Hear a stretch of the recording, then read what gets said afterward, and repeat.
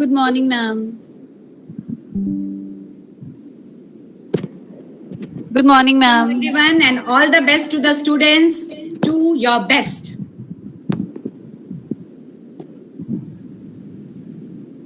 I request all the students to kindly respond to the best wishes given by Jia ma'am.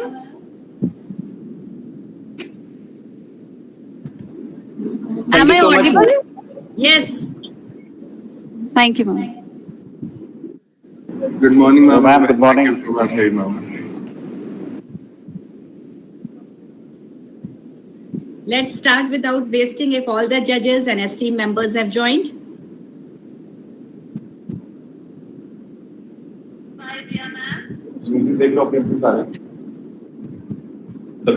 अब देखना मैंने change किया Yes, sir. yes, sir. Yes, sir. Manpreet, all the participants have joined. Two teams are there. Yes, ma'am. Yes, ma'am. We are checking. So, Headphones or earphones in it.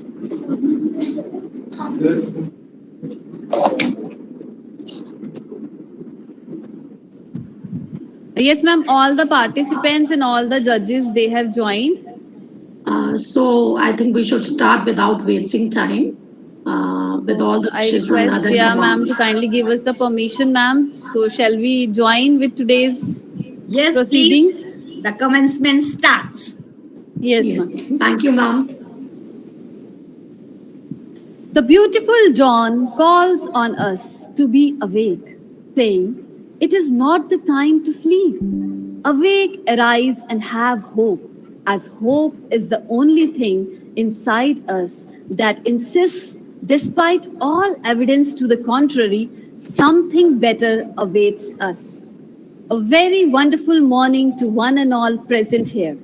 I, Tanpreet Kaur, on behalf of APS Dhar Road, extend a very heartfelt welcome to all the esteemed guests, honorable jury members, principals, teaching fraternity, our talented students, and our virtual viewers to this match of Nadan Command Ethics Bowl 2022.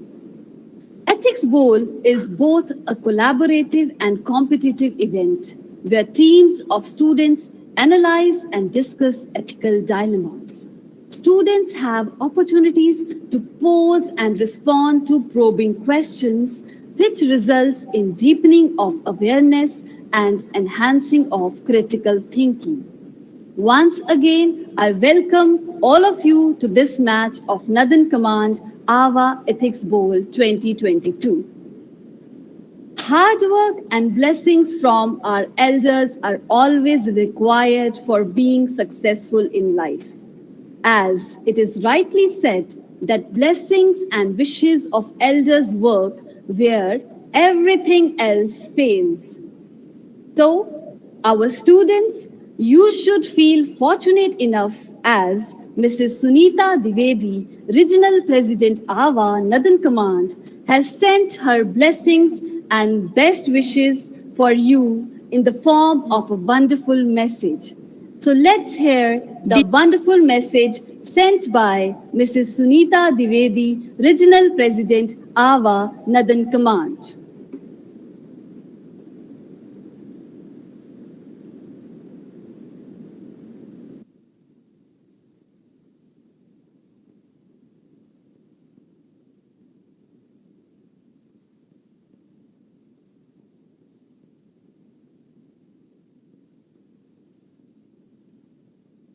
Dear students, आप सभी को मेरा स्नेह भरा अभिनंदन।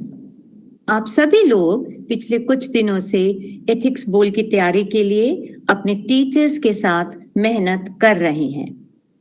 Hard work makes all things possible, so have faith in yourselves and give your 100% with commitment, clarity, and confidence. Every day is a new day to learn, acquire, and gain your knowledge and skill for giving your best performance. Just remember that all dreams are within your reach. So go ahead with a positive mindset.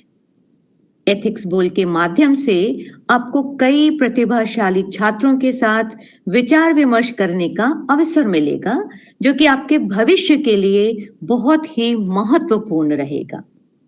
Doctor APJ Abdul Kalam जी का कहना है कि अगर तुम सूरज की तरह चमकना चाहते हो तो सूरज की तरह जलना सीखो। So work hard in silence and let your success make the noise. The best wishes, blessings, and prayers of whole Nadan Command are with you all. I must thank all the teachers and team members who are working behind the scene. Ethics बोल के लिए आप सभी को ढेर सारी शुभकामनाएं।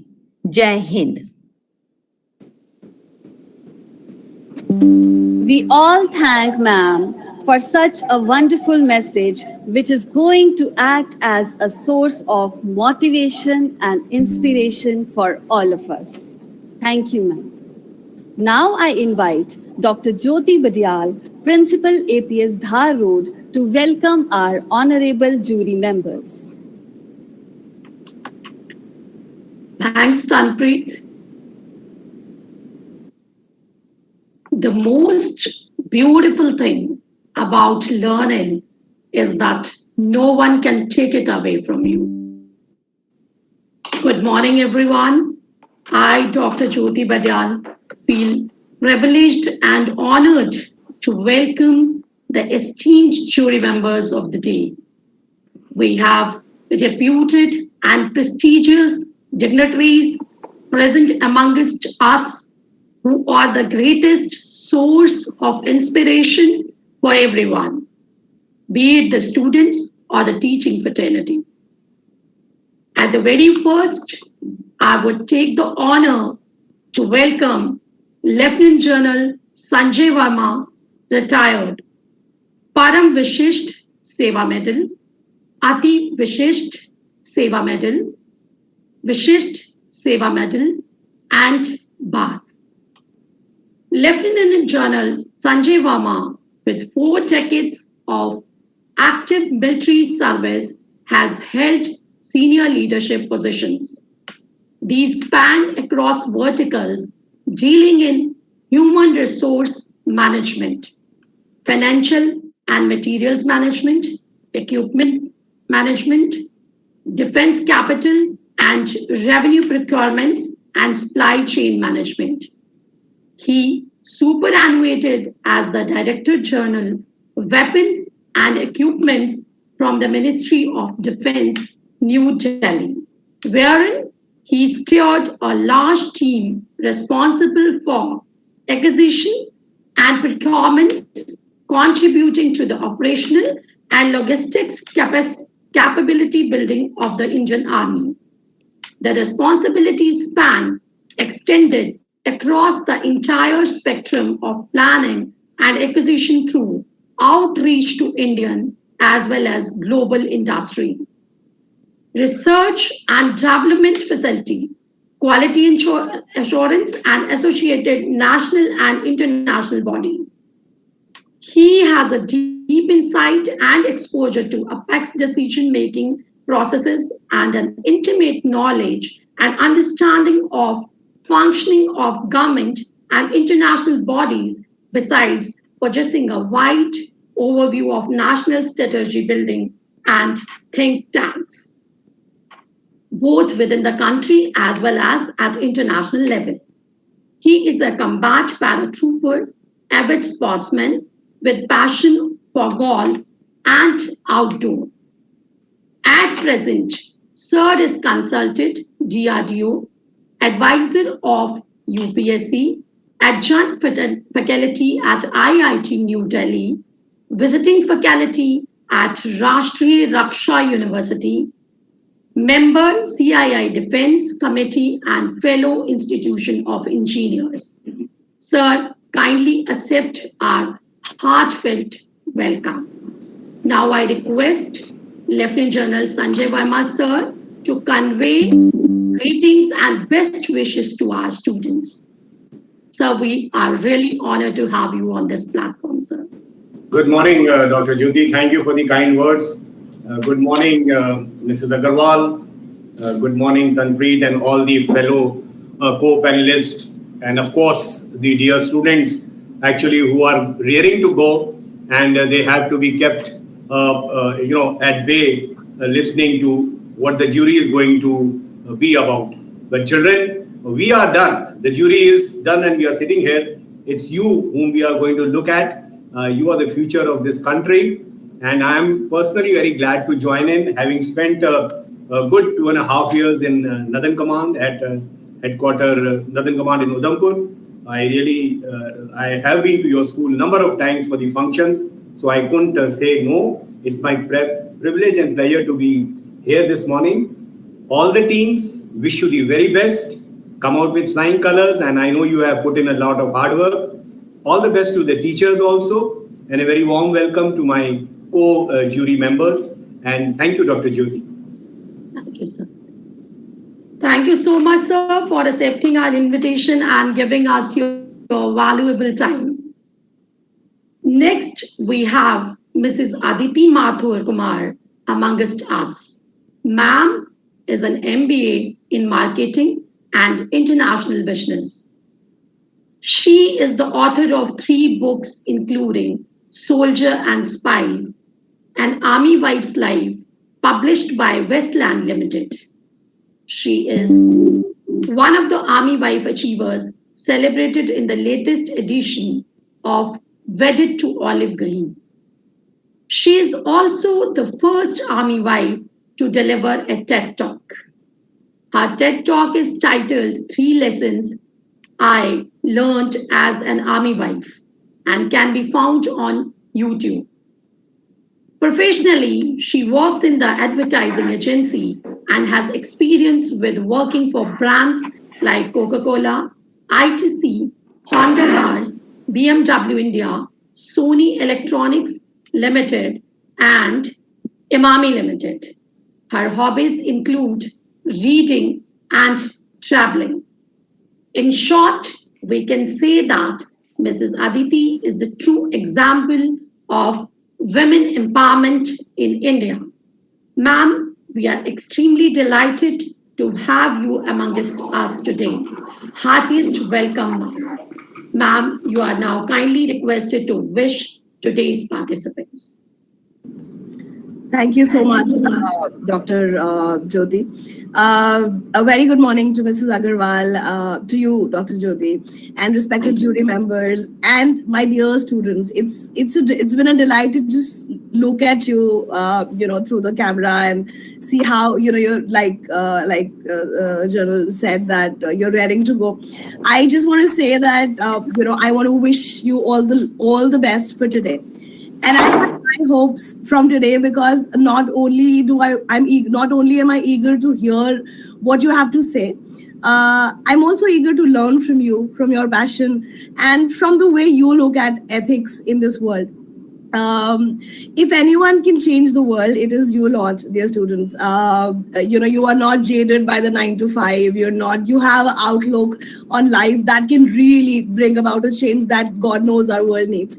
And like Mrs. Dwivedi said in her message earlier, all dreams are within your reach. So all the best. Bring it home. Thank you so much. Thank you so much, ma'am, for taking time out of your busy schedule and being with us.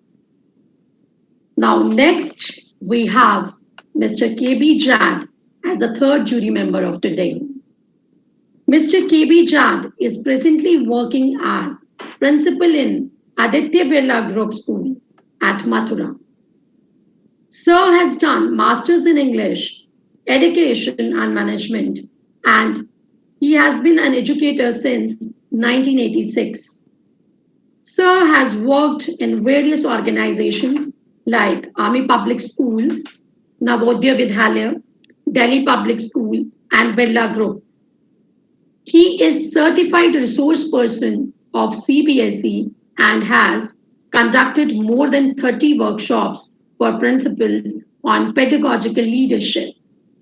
He has attended several leadership programs at prestigious institutes like IIM Ahmedabad, Wharton Business School, Philadelphia, United States. Singapore, Management University and Singapore Aditya Birla Management Center, Mumbai. He is also handling CBSE, NIEPA, NCRT, and SCERT, etc. Sir has also visited several international schools at United States, like Singapore, Bangkok, and Hong Kong. He was nominated thrice for Chairman's Award, Aditya Birla Group, and has been awarded once as Exceptional Contributor. Sir is highly fond of music and traveling.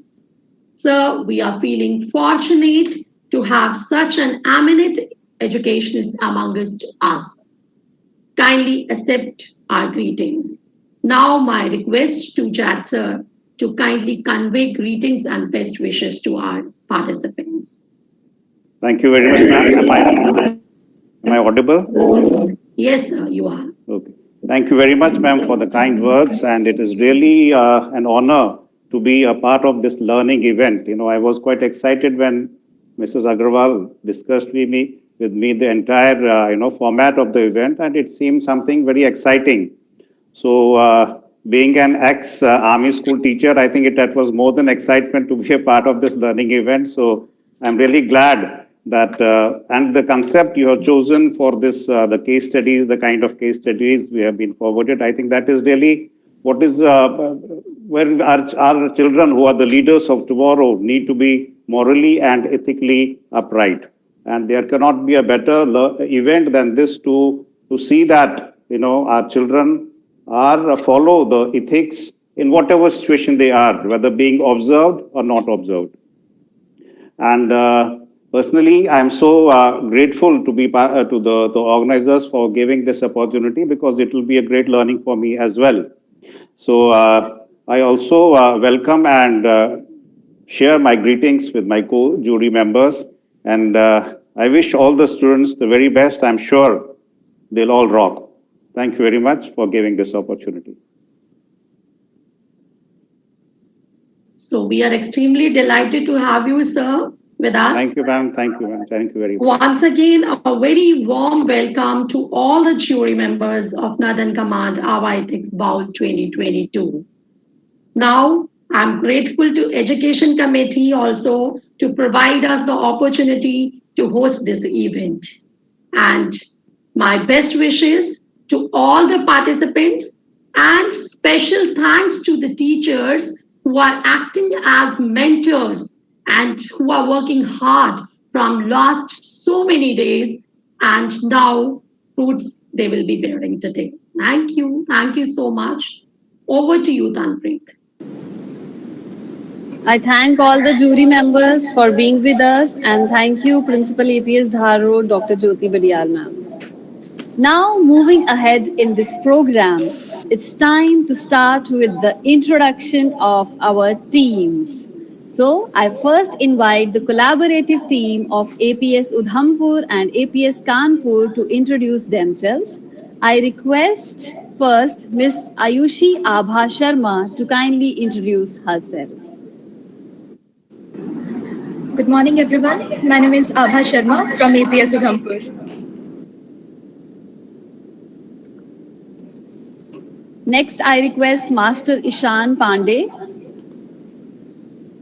Thank you, ma'am, and greetings, everyone. I'm Ishan Pandey from APS Udhampur. Next, I request Ms. Manika Sharma. Good morning, everyone. I am Manika Sharma from APS Udhampur. And our last team member from this team, Master Shivansh Srivastava. Good morning, everyone. I'm Shivansh Srivastava from APS Kanpur. Now I request our opponent team, Team APS Nagrota, to introduce themselves. I first request Ms. Toshita Vaishnavi Dogra to introduce herself. Good morning, everyone, participants and my fellow jury. I'm Toshita Dogra, and I today will be representing Army Public School Nagrota. Next, I request Ms. Tamanna Sharma. Good morning, everybody. Today I, Tamanna Sharma, will be representing my school, APS Nagrota. Before we move ahead in this match, I request APS Nagrota to kindly, set your camera accordingly. We are only able to see the two participants, and in your camera, all the participants are not visible. So I request you if you can come a little closer or adjust your camera accordingly, because the students who are sitting in the center, both the students, they are visible, and two students who are sitting at the extreme end, they are not fully visible. Okay, now I request Master Harshit Pal Singh to introduce himself. Good morning, everyone. I am Harshit Pal Singh, and I am representing my school, Army Public School, Nagrota. And it's an honor for me to be here today. Thank you. And now I request the last member of the team, Master Shaurya Singh, to introduce himself.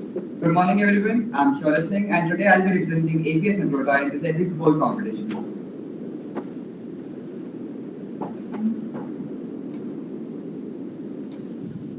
Thank you to both the team members. Sorry to interrupt. APS Nagrota students, your voice is not clear. Come closer to the mic. You are spread out. That is why we are not able to hear individually equally, we are not able to listen to you.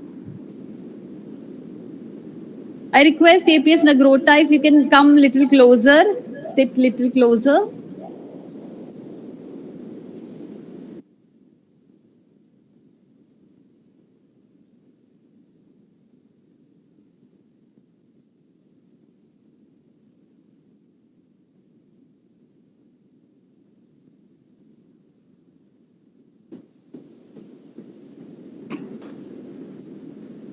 APS Nagrota, are you ready?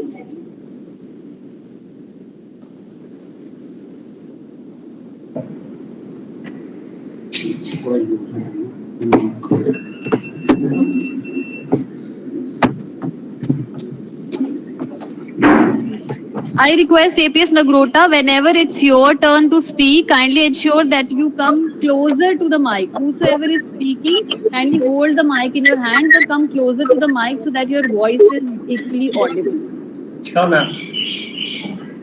So I think APS Nagrota is all set, and now I think we can move ahead now in this match. So before we move ahead in this program, there is an important announcement for all the members present on this virtual platform, that after first team's presentation, there will be a break of 15 minutes. And during that break, one more link will be shared with you to rejoin the match for opponent team's performance. So in that break of 15 minutes, we'll be sending you one more link where you can join. Now we move towards deciding which team is going to perform first. So here we are having our draw of lots. So now you can see there is this bowl, and in this bowl I have put two chits. One is having the name of APS Udhampur plus Kanpur, and the other one is Nagrota. So I'm going to shuffle the chits in front of you. And now I'm going to take this first chit. And our first team is the collaborative team of APS Udhampur and Kanpur. So it is for the judges to notify that the team A is going to be APS Udhampur plus Kanpur. So team A, in your judgment sheets, you can mark team A as APS Udhampur and APS plus Kanpur.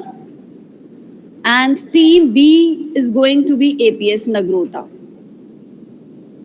So the judges can note down on their judgment sheets that team A is APS Udhampur plus Kanpur and team B is APS Nagrota.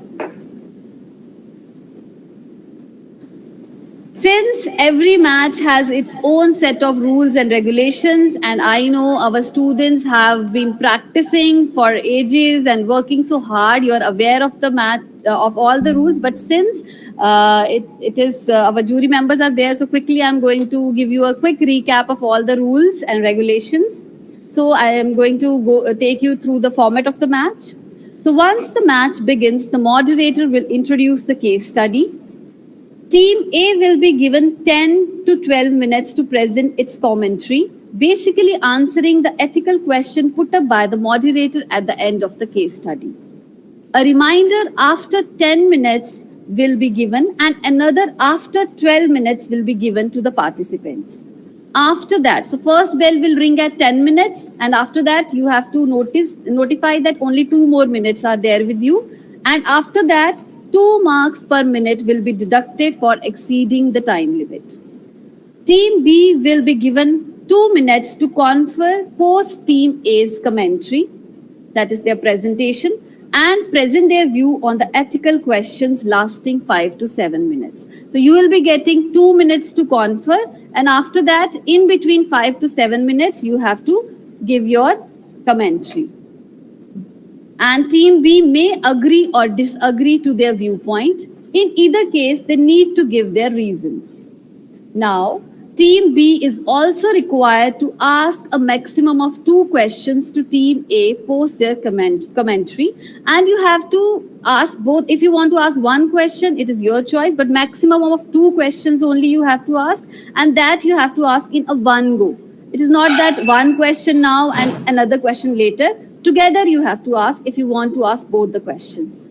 After that, Team A will be given 2 minutes to confer, and then they have to come back with their answers. Now here Team B has to note that no cross questioning is allowed from their side. Now Team A is given 5 to 7 minutes to answer the questions put up by the Team B. Now Team A, you can decide whether all of you are going to speak, few members are going to speak, or only 1 member is going to speak. Then there is no rule regarding this as long as the question put up by Team B is answered. Then the moderator will request the judges to ask 1 question each. Now the judges, honorable jury members, they are allowed to cross-question the participants. Once the judges are done with their questions, the moderator will declare a break of 15 minutes before Team B presents its presentation. So once Team B starts, the same format as I have read out now will be followed. So I hope the rules and regulations are clear to both the teams. You can show me a thumbs up. I hope it is clear to both the teams. Right. So now we'll be proceeding ahead. So since our first team was a collaborative team of APS Udhampur and Kanpur, so I'm going to read out the case study for them, the first case study. In an incident that mirrors the issues staring at our society today, a student tweeted foul language about your teacher. The teacher confronted the student after discovering the tweets during a class. She reprimanded the student and warned her that if you did it again, then the punishment would be much more severe. Inquiring why the student would post such hurtful messages that could harm the teacher's reputation, the student replied that she was upset at that time due to a personal issue. The teacher responded that she was very hurt and disappointed by the student's actions. The teacher demanded a public apology in front of the class, and the student apologized. The teacher later made it clear that she should not allow students to call her those names. Now, my question to you is, social media is affecting the sensitivity of the students adversely. Give reasons to support your answer. I repeat my question. Social media is affecting the sensitivity of the students adversely. Give reasons to support your answer. Team A, have you heard the question clearly? Yes, ma'am.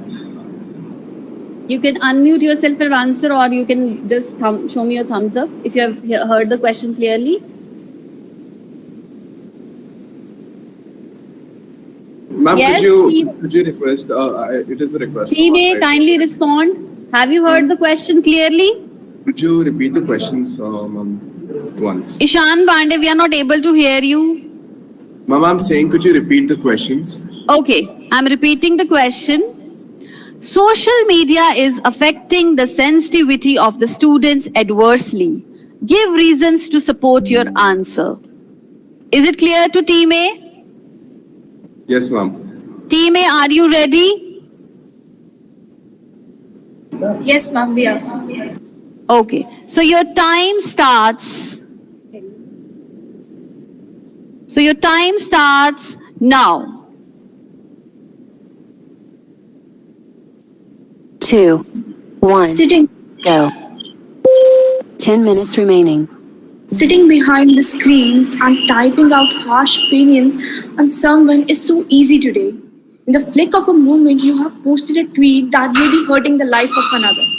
This horror show of cyberbullying, which plays out in this case, is one of the aspects of reality, where students are either, due to personal issues or hatred towards teacher, may disrespect them, call them names, or go even to the extent where they feel the need to publicly call them with awful words through a tweet. In a world which is so attached to social media and its relevance, we have forgotten its limit. In the name of being raw and honest, people have forgotten to filter their words when associating with someone, in here, this case, the teacher. The case study focused on how a student disrespected the teacher online and was confronted in front of the whole class. In reality, this incident happened in the year 2013 in Mexico, when a teacher confronted student about a tweet and warned them to not use such words, and later on uploaded the video of this confrontation online, attracting much attention. The issue the teacher sought to address was valid, but the way and solution missed the mark. It just became just as problematic as the original problem.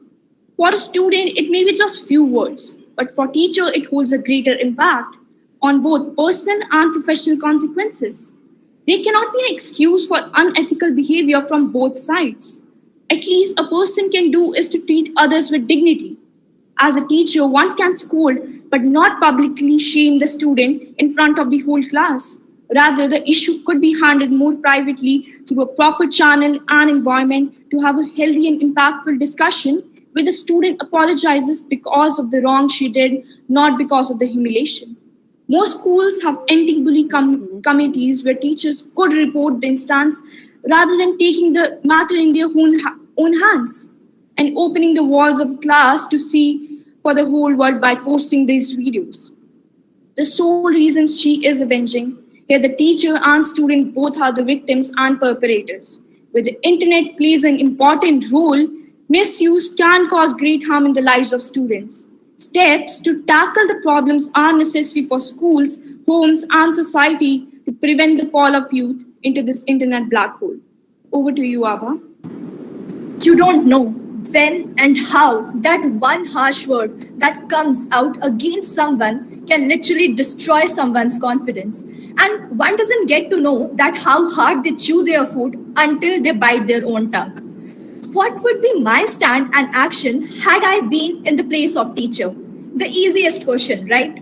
Pretty much the same. Maybe, after all, it's a storm of several feelings gushing inside of me at that point of time. Words start their journey from someone's mouth and end in others' ears. But some words travel to the heart and live forever.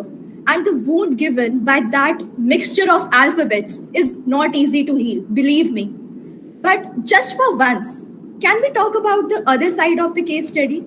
A student of yours was upset because of a personal issue and took it out on you. Does this anywhere seems connected? What could have been the reason for this act? Even though the act is not justified, that is a totally different case. But don't you think that as a teacher, somewhere it is your responsibility to know the reason for that behavior? After parents, it's the teachers who are the guiding light for almost 15 years of a child's life. Had I been the teacher, the need for the apology would have been there, no doubt. It is about self-respect after all. But on the other hand, I do know that there will be a question in my mind that why would she do that? And to be honest, I would have cancelled that public apology part. Because according to me, under no circumstances, shame will ever help a child learn something or change their behavior for better. Find a way to lift that child up. Maybe that is the path towards a positive change. What if that sorry that came out of that child mouth as an apology in front of the public, but was silver coated of the iron resentment underlying? What if he starts to resent me after that? If that child failed to fit in the perfect definition of a student, Somewhere I failed as a teacher too. Students nowadays have a lot in their mind. We all are students and can relate to it. We all can. That is why, putting myself as a teacher, I want to know what was it that triggered that child to put himself in a position where he's posting something like this. That will not change the fact that disrespecting her mentor in any stance was correct. But maybe if we talk things out, what happened today will not happen tomorrow. And communication, talking, and sharing things have always been the best solution that human connection can solve. Now it's over to Ishan. Thank you, Awwa. Right. Social networking sites and applications are widely used by students. They spend a lot of their time on these sites as a part of their daily lives. And I'm pretty sure personally all of the students present here can relate to it. It also has impacts on students' mental health, which refers to their emotional, psychological, and social well-being. Social media has more adverse effects than positive ones. Since students tend to spend more time on social media other than for educational purposes, this tends to cause distraction from the learning environment, affecting their academic progress. Usage of social media has negative effects on mental health and can lead to depression and anxiety. With this easy access to social media, anyone can easily cyberbully.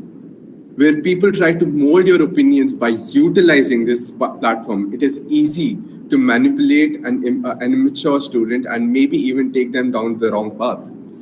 During the pandemic, when all the schools had to resort to online classes, many teachers faced trolls. The funny thing is, the fact that many such cases were posted on social media as a meme. For example, an online Zoom class of 50 students at a school in Sector 16, Noida, Uttar Pradesh, was disrupted by an anonymous cyber criminal who not just used derogatory language against the students, but also harassed the teacher. The disturbing incident was recorded and uploaded on a YouTube channel, Sunway. And this isn't the only instance. Many such instances have happened and many such cases have been reported. Well, many will blame the behavior of the students and their upbringing. In reality, research studies have identified the following domains of influence in which media content has been shown to have negative effects on their children, which are violence and aggressive behavior, sexual content, body image, and self-esteem. On to you, Shivansh. Thank you, Ishan. So all of us here are students, right? As students, I would like to dig deeper into the problem and expand the search radius in a way. My teammates have already explained the intricacies of this case, but all of my teammates and I, as well as our fellow opponents, are all students right now, and we have teachers here as well. Cases of disrespecting your teachers became much more common during the recent pandemic times, as mentioned by just by Ishan. There were times it was all fun and jokes, but there were times when the limits were crossed, boundaries were forgotten, and etiquettes were neglected. I refuse to believe that students who are old enough to be saying such rude, disrespectful things about their teachers, using profane languages for them, are not old enough to understand what it means and what embarrassment and sadness the teacher will go through if he or she and when he or she finds out. To understand the psychology of these out-of-hand teens who are misusing social platforms like Twitter and Instagram as an open forum to discuss the shortcomings of their teachers publicly, we need to know what's giving rise to this feeling of hate for teachers in the minds of these kids. For starters, all of us know that no teacher has any sort of personal grudge or vendetta against any of the students. So obviously the feeling is not mutual. The student undergoes a lot of societal and parental pressure to score marks. And since it is our teachers who are asked to grade us, I think that's where the blaming the teachers for their own academic shortcomings gives rise to hate and some sort of anger towards their teachers. Over time, this keeps happening repeatedly. The bottle of anger keeps filling, and one day it bursts and comes out in the form of hate towards the teacher. To stop this continuous cycle, we need to normalize not performing academically as well as some of our peers. Not being able to cope up with the high standards that for us demoralizes us and hampers our creativity. It's because of our lack of that we aren't able to find our talent.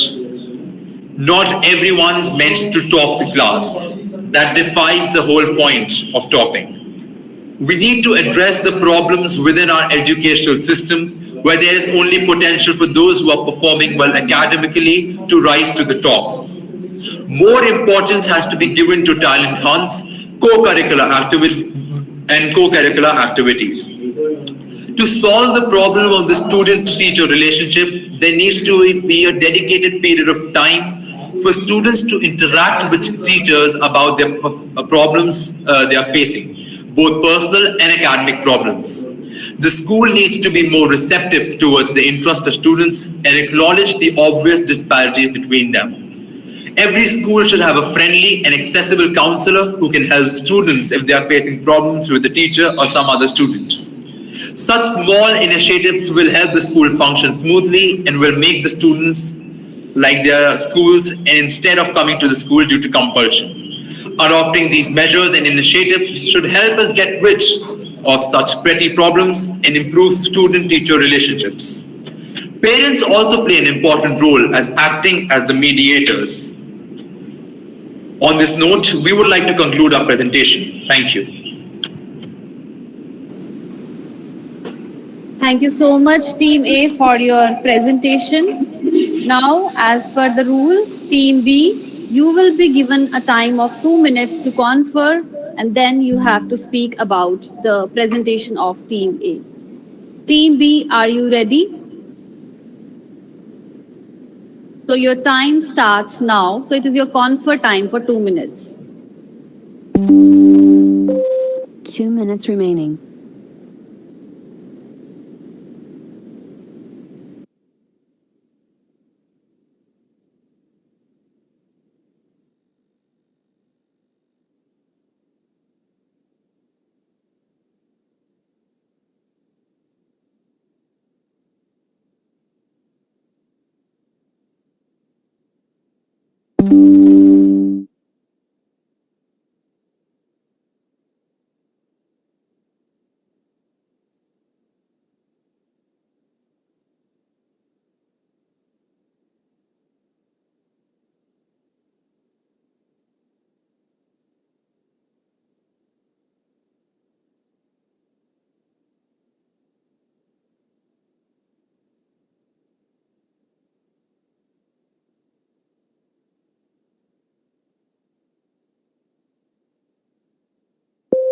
One minute remaining.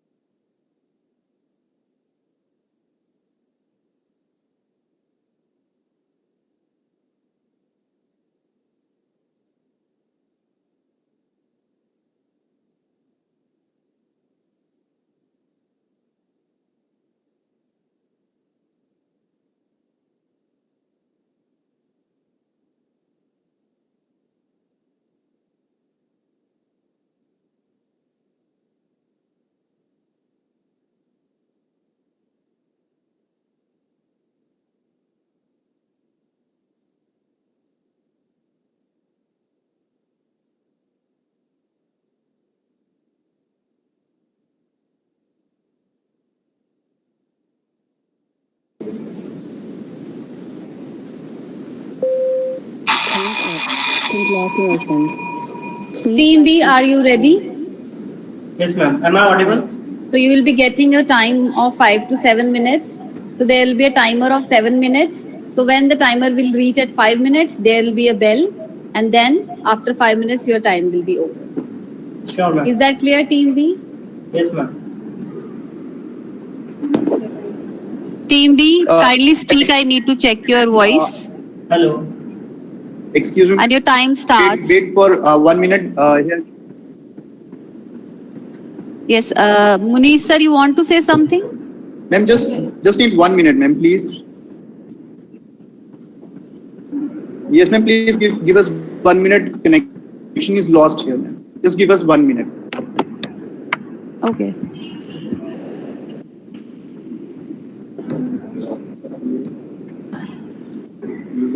Hello.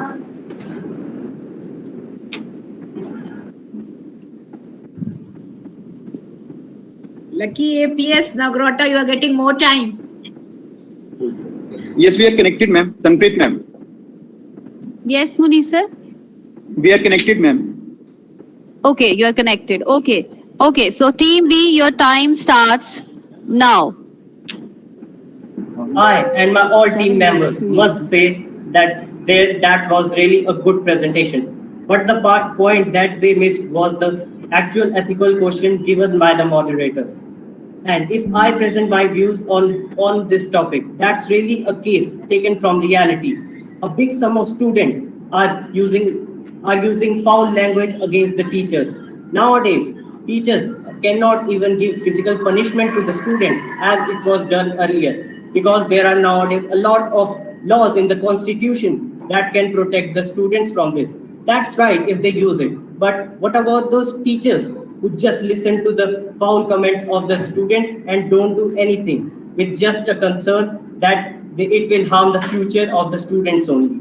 About 40% of the teachers agreed in a study that they have once been in a situation where they found their where they found their students making such foul comments. We earlier had students like Arjun and Eklavya who could do anything for their teachers. But now we have the students who don't even respect their teachers. Social media also has a big impact on such cases. Like for an example, nowadays a lot of teachers are teaching online. They are giving free education to the students. But there also the students are using the comment box to pass the foul comments, and that's really bad, because those teachers are using their minds to just take an initiative to teach the students who are not financially well, but there also such things happen due to which their morale gets down. And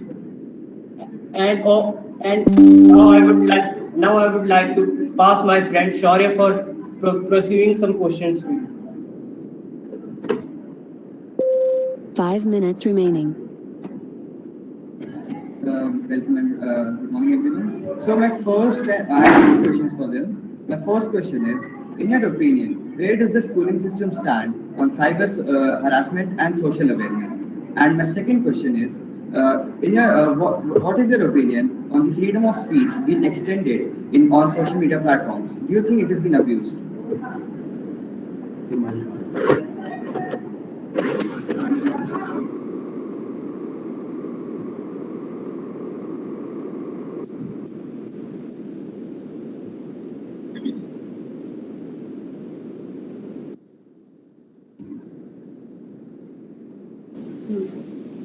Team B, are you done with your commentary? Yes, ma'am. Kindly keep the mic closer to your mouth. I request APS Nagrota to kindly keep the mic closer to your mouth. So Team B, are you done with your commentary? Yes, ma'am. Okay, so now I request you to pose a question to Team A. So you can pose a maximum of 2 questions. Okay, ma'am.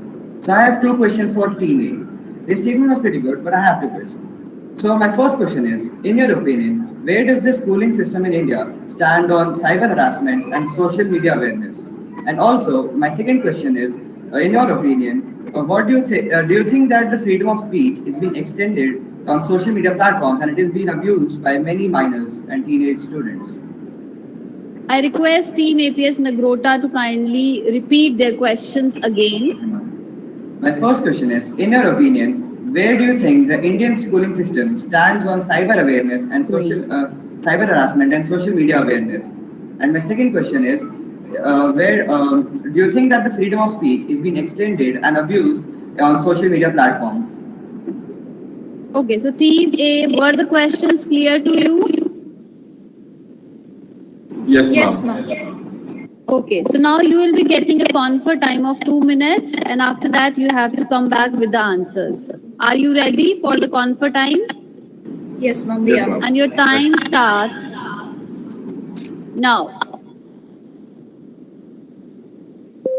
2 minutes remaining.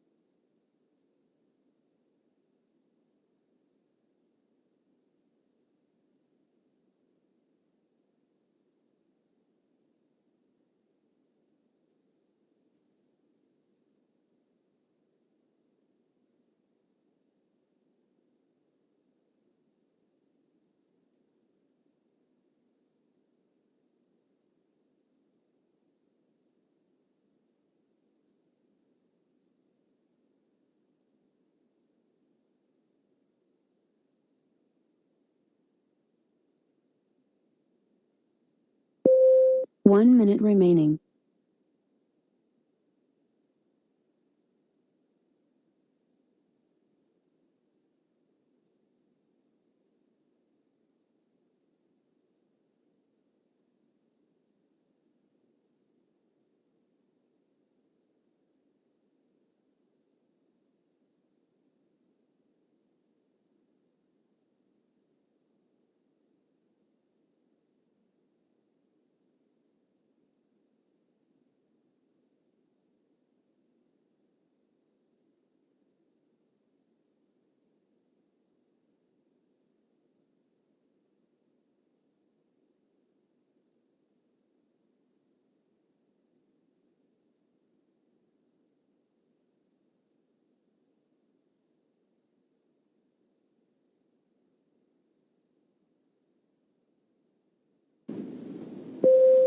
Time's up. Congratulations. Please like and subscribe. Team A, are you ready with your answers? Yes, ma'am. Yes, We are. ma'am. So team A, reminder for you, you will be again getting 5 to 7 minutes. So after 5 minutes, there will be one bell, and after 7 minutes, there will be final bell. So you'll be getting 5 to 7 minutes to answer. So are you ready? Yes, ma'am. We are. Okay. So team A, your time starts now. Thank you. Thank you very much, my dear opponents. minutes remaining. First of all, I would like to point out something which you actually said. Physical punishment that you are talking about in this case, I don't think there is a need for that, my dear friend. As a teacher, you have the advantage of such close proximity with the student's life and thought process. That student spends 6 hours of his daily basis in your school. As a teacher, you have a very close proximity of his thought process, what he is thinking. You have a lot of time for that. And for respect system that you said, it is also included that teachers and students both should respect each other mutually. There is no such thing as bad people. We all are just people who make bad decisions sometimes. Maybe it was a adrenaline rush at that time that person just posted that, but punishment, physical punishment that you pointed, I don't think there was any need for that. Now for particularly answering that part, I'll pass it on to Ishan. 6 minutes remaining. My apologies. I request Shivansh to go first. Thank you, Ishan. So thank you for your commentary, Team B. I noticed you said that we haven't answered the question, but I think all of us were more than clear about our stand towards the teacher as well as the social media's pressure on the child's mental health. As you, I think, in a way repeated what we said in a slightly different manner. To answer your question about the cybersecurity and where should we stand, I think we all can agree that the cybersecurity laws and cyber harassment should never be dealt with lightly. The laws should be made very firm, and it basically stand against everything we represent as an institution of schooling. It goes against the very first thing that is taught to us in our childhood, that is to respect our elders. It is obviously a gross violation of the dignity of the teacher, and this must not be dealt with lightly. To answer your second question, I would like Ishan to continue. Thank you, Shivansh. First of all, I would like to point out the same thing that Shivansh did. You mentioned that we missed out on the ethical question. My dear friend, my whole speech and my fellow teammates' whole speech was based on the ethical question, and we had mentioned ourselves.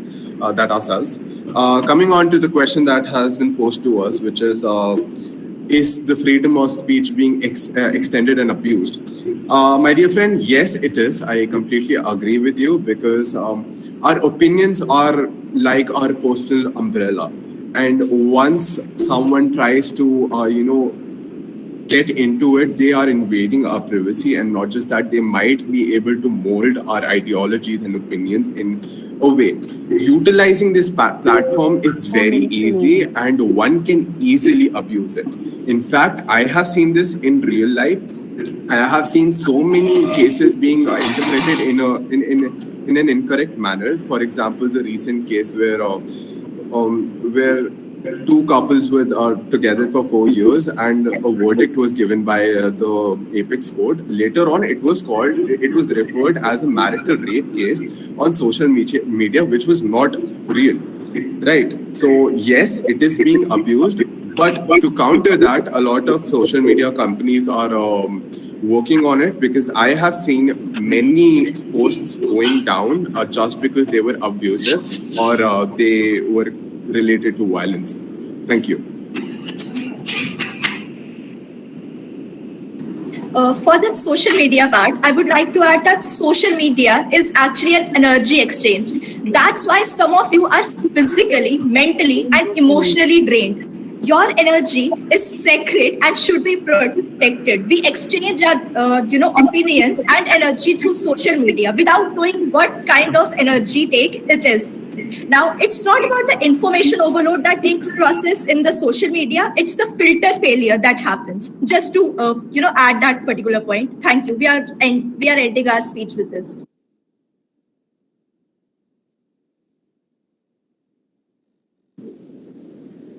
Thank you, Team A, for your answers. Now it's time for the judges round. Now I request our honorable jury members to kindly pose their question to Team A. First, I request Lieutenant General Sanjay Verma, Param Vishisht Seva Medal, Ati Vishisht Seva Medal, Vishisht Seva Medal, and Bar to kindly put forward his question to Team A. Team A, can you hear me, please? Yes, sir. Pardon, sir? I just said, can you hear me, please?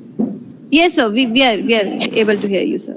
Team A, Manika, Abha, Ishan, Shivansh, let me compliment you all.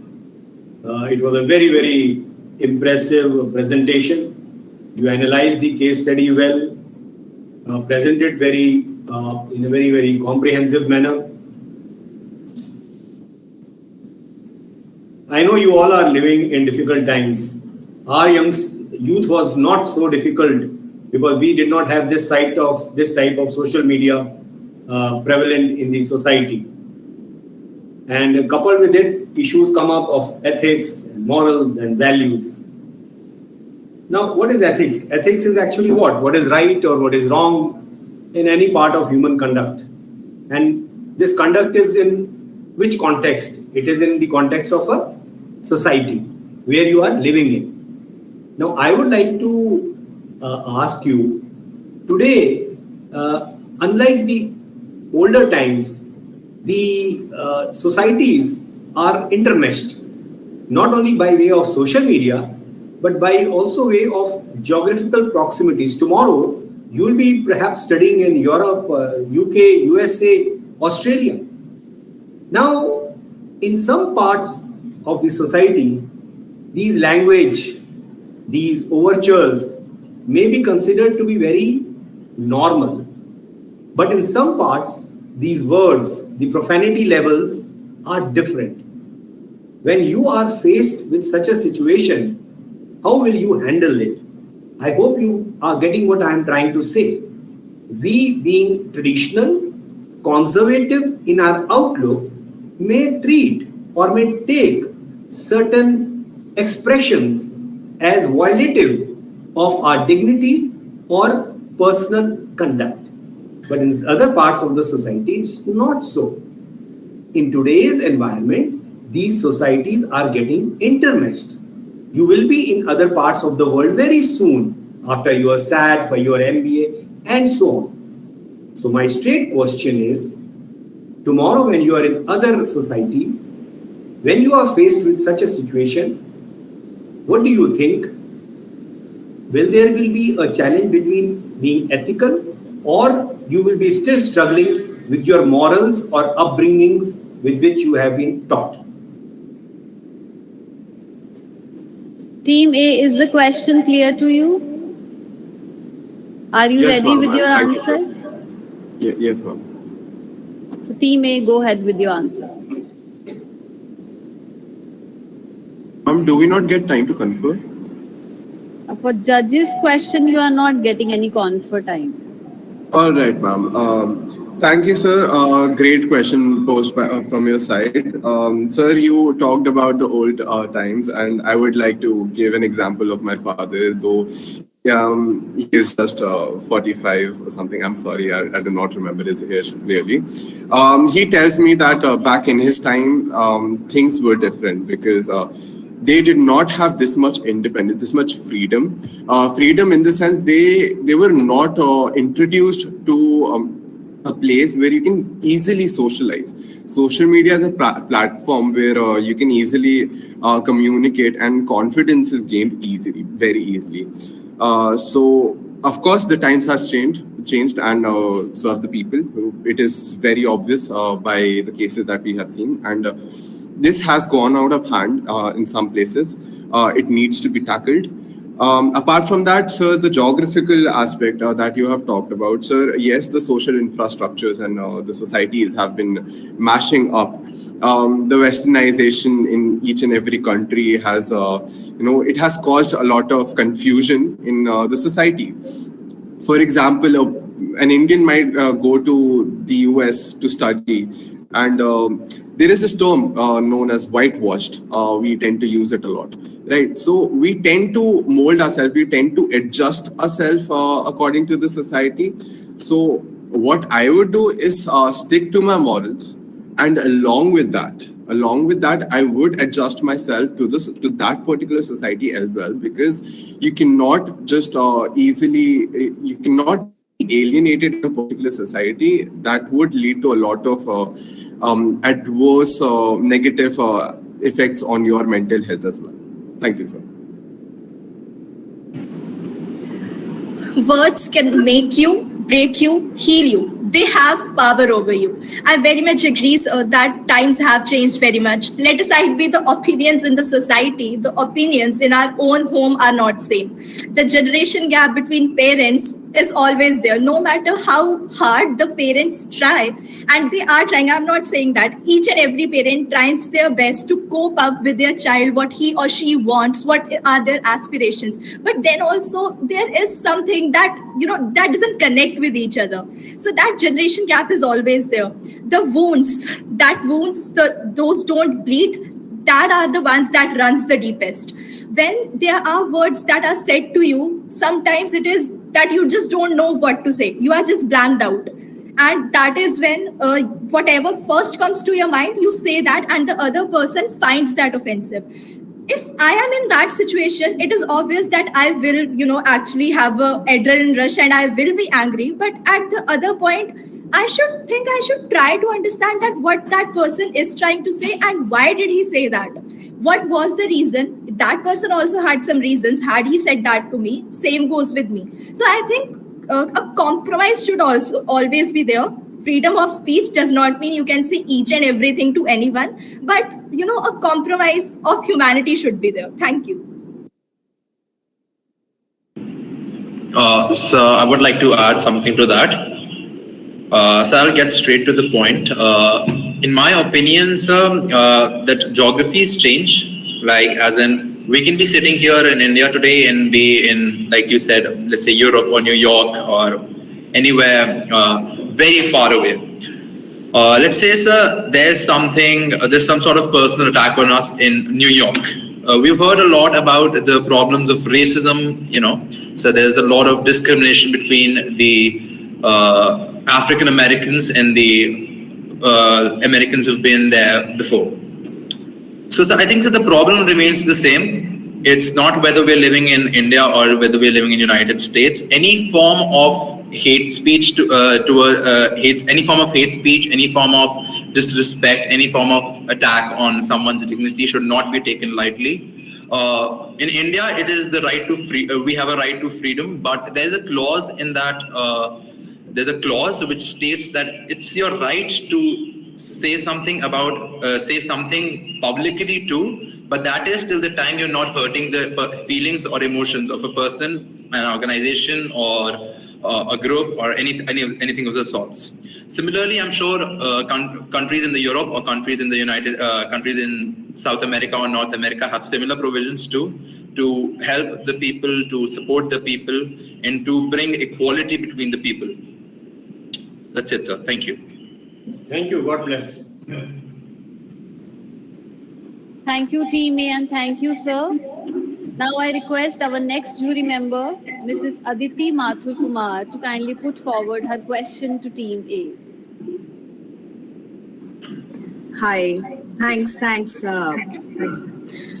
My question, I wanted to ask something similar to John Sanjay. So it has been answered, and I want to say, I just don't have any question right now, ma'am, if that's okay. I had written down the similar question, but Journal has asked it already. Will that be fine? Ma'am, I request you to kindly Alright, put a question because you need to mark them. Yeah, give me one minute. Maybe you can come back. Yes, ma'am. By the time we'll move to our next jury member. Now I request Mr. KB Jard to kindly pose the question to Team A. Well, good morning once again, Team A. You were so clear and very articulate in whatever you wanted to speak and what was your vision and your concept about the case study. So I congratulate you for that. Well, you see, we all live in the age of information. Yeah. In fact, there's too much of information, if I'm not wrong. Yeah. And at the same time, we have too much of information, but we similarly can say that we have not that much of wisdom to analyze that information and use that information in this world of internet and social media. Now this pressure of social media, this internet pressure, this is going to escalate in years to come. And since you are all young and dynamic students and you are going to be the leaders of tomorrow, so I would like to know from you, that what do you propose? What systems do you propose, whether it is our education system or ethics or our general system, which would, give us that skill to manage our emotions effectively. That means our emotion management. Like in this case study, we see that this girl was so upset, so that she, out of that frustration and emotionally being upset, she posted that comment. And it could have been frustration, maybe frustration or being mistreated or being unheard, whatever it is. So what do you suggest? Should we have that system, or that how we can make our education system customized in a way so that besides being good managers at work, you are good managers of your emotions as well? Is my question clear? Sir, my apologies, but I lost my connection. Could you please request sorry? And just my question is how you can be good managers of your emotions in this age of in social media, internet, and a lot of other pressures when you have at you can say through your social media and internet. So what do you propose and what do you suggest that will make you as the good managers of your emotions, so that even if you are emotionally upset, you keep a balance on your behavior and your. So what do we propose in that? So how we can make our youth better managers of their emotions? Am I clear now? Yes, sir. Okay, thank you. Thank you, sir, for your question.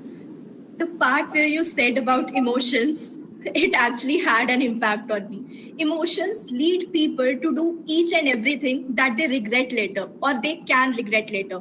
Let me just give you a very simple example. We see a person, we idealize that person, and we follow that person on Instagram. And we think that this person cannot have any insecurity with him or her. But when you are scrolling through Instagram, you see a post about some insecurity and you see your ideal person has liked that post. Then you are in a dilemma that does this person also have some kind of insecurity which I don't know. This person seems so perfect. This person also has a kind of insecurity which he or she doesn't show to anyone. That is when the role of the closest person comes in. That closest one could be your friend or your parents. I think in this time it's a little bit hard to converse with your parents. You cannot communicate with them. You cannot put your thoughts in front of them that directly as much as you can do that with a friend. Maybe talking to friend can be a good point at that thing. You can tell them about your emotions. You can actually put everything out which you cannot put that in front of anyone. So for now, this is what I would like to say, and Ishan will continue. Again, my apologies. Shivansh will be going first. Thank you, sir, for your kind words. Again, the question you asked us about the increasing growth of social media and the impact of social media in our life, which will obviously grow in the future. So the last minute of my presentation was also focused on this because I agree with you that this problem is only going to grow in the future, and we must take ample preventive measures to control the outcome of the situation as much as possible. So, in my opinion, that we must begin some sort of counseling session, we must have this sort of dedicated period of time where teachers and students can interact openly and freely. So that there's clarity of thoughts between the teacher and the student. It will help improve the relationship between the student and between the teacher, of course. So again, parents, in my opinion, also have a very important role to play in this, as it is our parents who are going to act as an intermediary between our teacher and ourselves. So parents must encourage their children to openly interact with their teachers, to ask their teachers whatever they want to discuss their problems with their teachers, be it societal problems, be it personal problems, be it academic problems. To talk particularly about social media, sir, I think if we ban one app, if we restrict the students from using some app, they'll find another. They'll always find another way. So it is only when we'll counsel them in a way, or make them use their inner conscience in a way, that we'll be able to control what they do, and we'll be able to control what the negative impacts of social media. To further elaborate, I'd like to pass it on to Ishan. Thank you so much, Shivansh. It's a great question posed by you. In fact, nowadays we have seen many cases where the youth, people of our age, they do not understand their emotions per se. Sir, the youth, the generation that we live in, I am pretty sure we are still maturing. We are still very immature, and we are still being introduced to this new world. So many out there are still immature, as gambling addicts would know. So social media, restricting social media, taking away your child's phone isn't the right answer, is what I'd say. In some cases it is, when your child is completely addicted to it, because of course addiction isn't the right way out, but management will come with maturity and certain instances will make you realize things, because when you're newly introduced to social media, I remember my rebellious phase. I remember when I was introduced to it, and I was just indulged in communicating with other kids and just knowing about them for no particular reason. So that rush, that urge to just talk to people is there.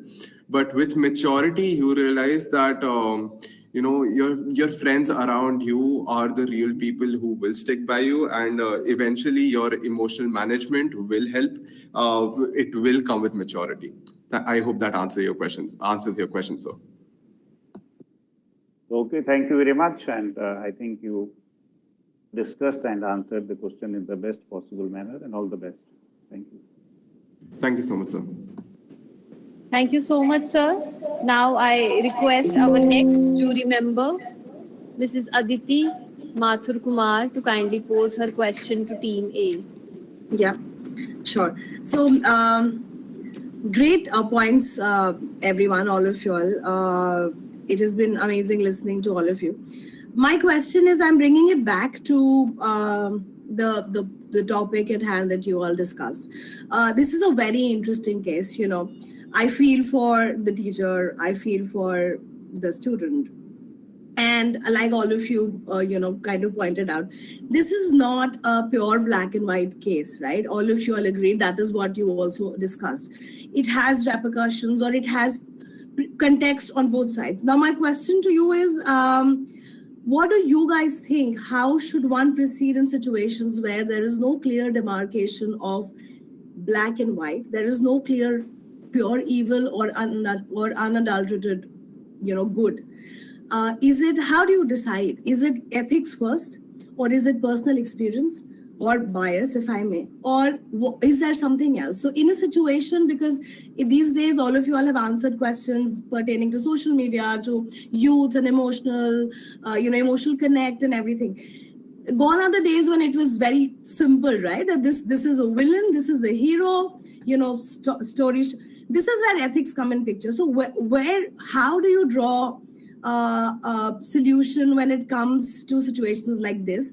The answer could just be something like, I fall back on my experience, or I read something which makes me think like this, or I would put ethics first. So I just want to hear your take on what would you do when a non-black and white situation comes. How do you decide what is the right way to go forward? Is that clear? Yes, ma'am. All right. Ma'am, it is very much true that the concept of villains and heroes are no more there. I totally agree with that. When we see the story of a villain, it is always that, have you ever seen in movies that how a villain always have a scar or something on its face that actually symbolizes that it had some kind of a painful past. But the difference lies that that villain tries to make that pain which he suffered, he thinks that everyone should suffer that pain. But the hero, on the other hand, says that if I have suffered that pain, I don't think anyone else should suffer that. That is when the distinction between a hero and a villain comes in. And for the communication part, I think emotions should never be left unexpressed. They should never be. Whenever something unsaid is left, it actually remains in a heart, it gets buried, and it comes out in more uglier ways than expected. Maybe right now, if you say that, it will only be words that will not that much hurt that person. But if you actually keep that in your mind, you will think about it, you will eventually end up hating that person. Emotions should never be left unexpressed. Thank you. Thank you, Awwa. Ma'am, based on my personal experience, I wasn't the best child in my school once. And ma'am, I can say one thing. Ethics itself comes with personal experience. When you start, you start observing the people around you, you start understanding what is going around you, you yourself feel bad. I completely agree with what Abha had said about villains and heroes, but the actual main difference is that villains, people tend to sympathize with the heroes and not with the villains, right? But once you start sympathizing with the villains, they will try to understand your view as well, right? And that is where you will start to understand the ethics. Now there are exceptional cases, because exceptions are definitely always there, where you cannot just change a person's ideology. So what my personal stand is that personal experience is the key to ethics, though some base should be there, which will come by the upbringing of the parents or the people around you. On to you, Shivansh. Thank you, ma'am, for your question. And I must say, it is actually a very interesting question. It really had to, get my nerves pumped up to think about what actually I want to say. Ma'am, you said that things are never black and white, and I couldn't agree more. I think things are always gray, or they're black. No way, they're not black. They're always red, or they're some other color. But again, it's never a straightforward answer to any situation like this. But ma'am, in my personal opinion, a person should not be judged by one wrong they've done. Instead, they should be judged by all the other rights.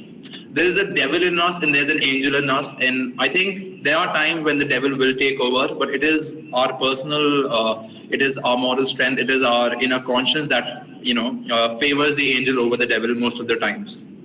So I think this is not a one-time event that we can just assume whether this person is always ethically right or he's always ethically wrong.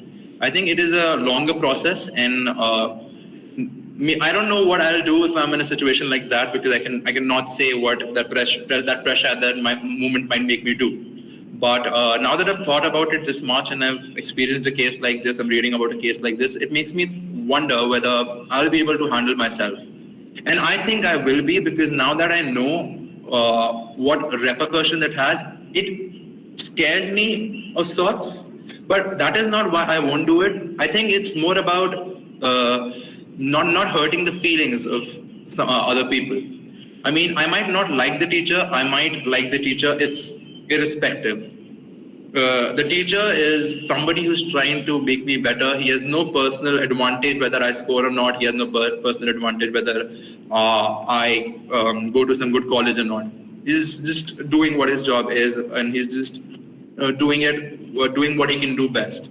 So I think it's mostly it's very different for everybody. The situations are different, the details change, but in the end, it's all about what values we hold, what respect we hold for the people. And I think in a case like this, ethics come first. Thank you. I'm sorry, I'd like to add another point, talking about the blacks and the whites, not in the wrong way, my apologies. I'd like to bring up the concept of yin and yang, where there is a little good in the bad and a little bad in the good. Am I right? So we tend to miss out the gray area, right? There is a small gray area which we miss out, where we start our journey from.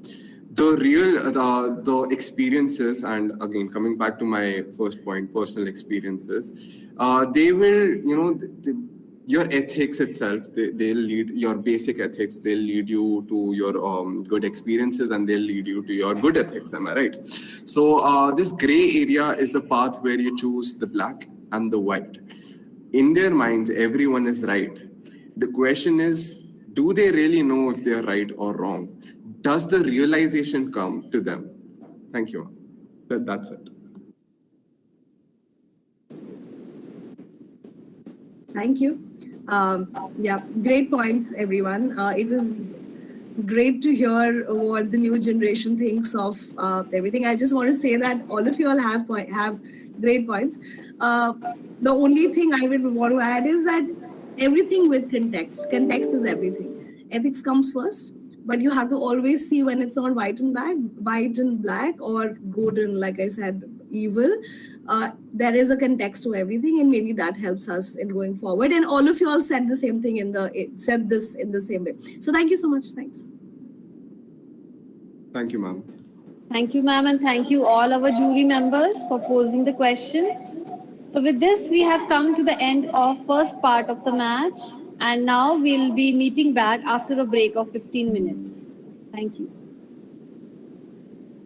Excuse me, the link, please. Tanpreen, please tell about the link. Repeat about the link. The new link. Right now we are continuing with the same link only because it is still connected. In case if it will get disconnected, then only we'll generate the next link. The link is already there, but still the meet is going on, so we don't think that there is a need to send another link at the moment, ma'am. Thank you. Thank you, ma'am.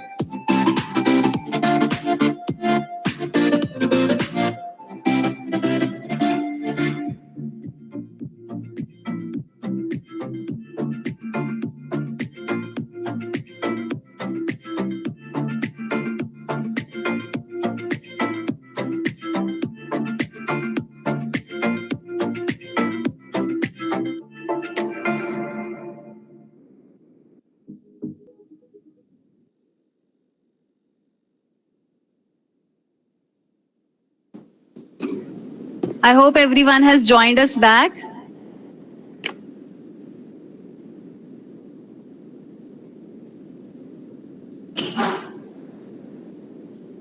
So both the teams, are you ready? Both the teams are there.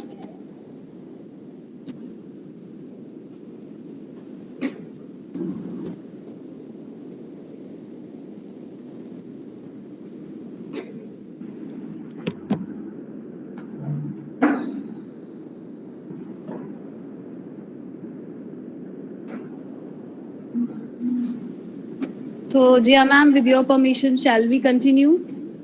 Yes, please. Hope all judges are present. Please do check. Yes, ma'am. And APS Nagrata, children, you have to be close to the mic, and one is speaking. Then see that everyone is the mic should pass to the person who wants to speak.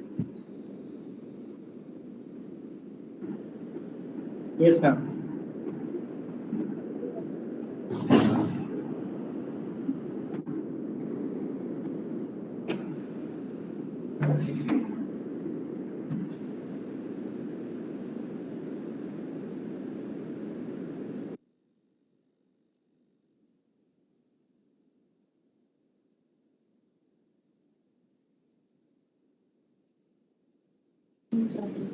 Ma'am, we are just waiting for two judges to join. Aditi ma'am is there with us.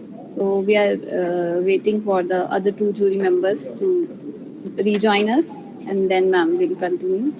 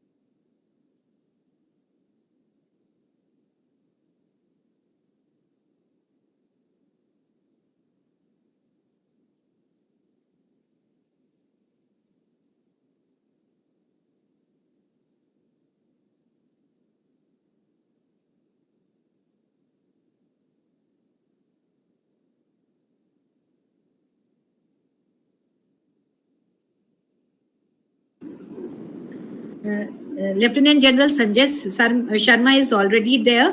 Now I request Mr. KB Jad, are you there? No, ma'am, sir is not there with us. Okay.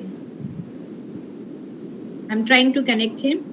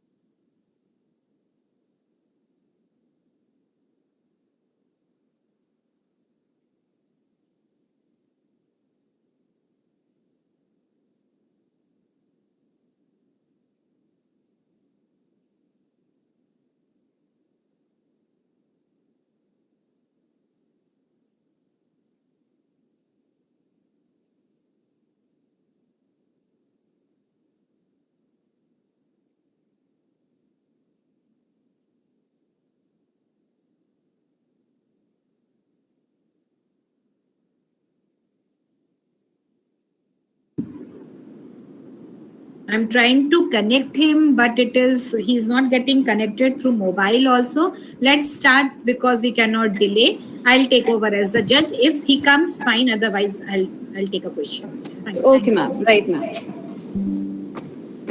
So once again, I welcome all of you to the Northern Command Ethics Bowl 2022.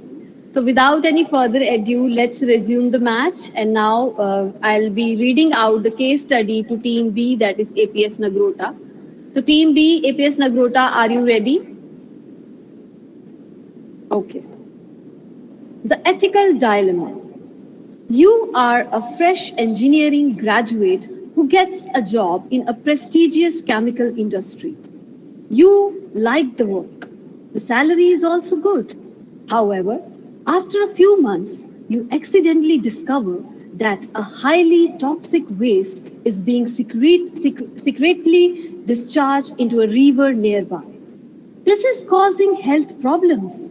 You are perturbed and mention your concern to your colleagues who have been with the company for longer periods. They advise you to keep quiet as anyone who mentions the topic is summarily dismissed.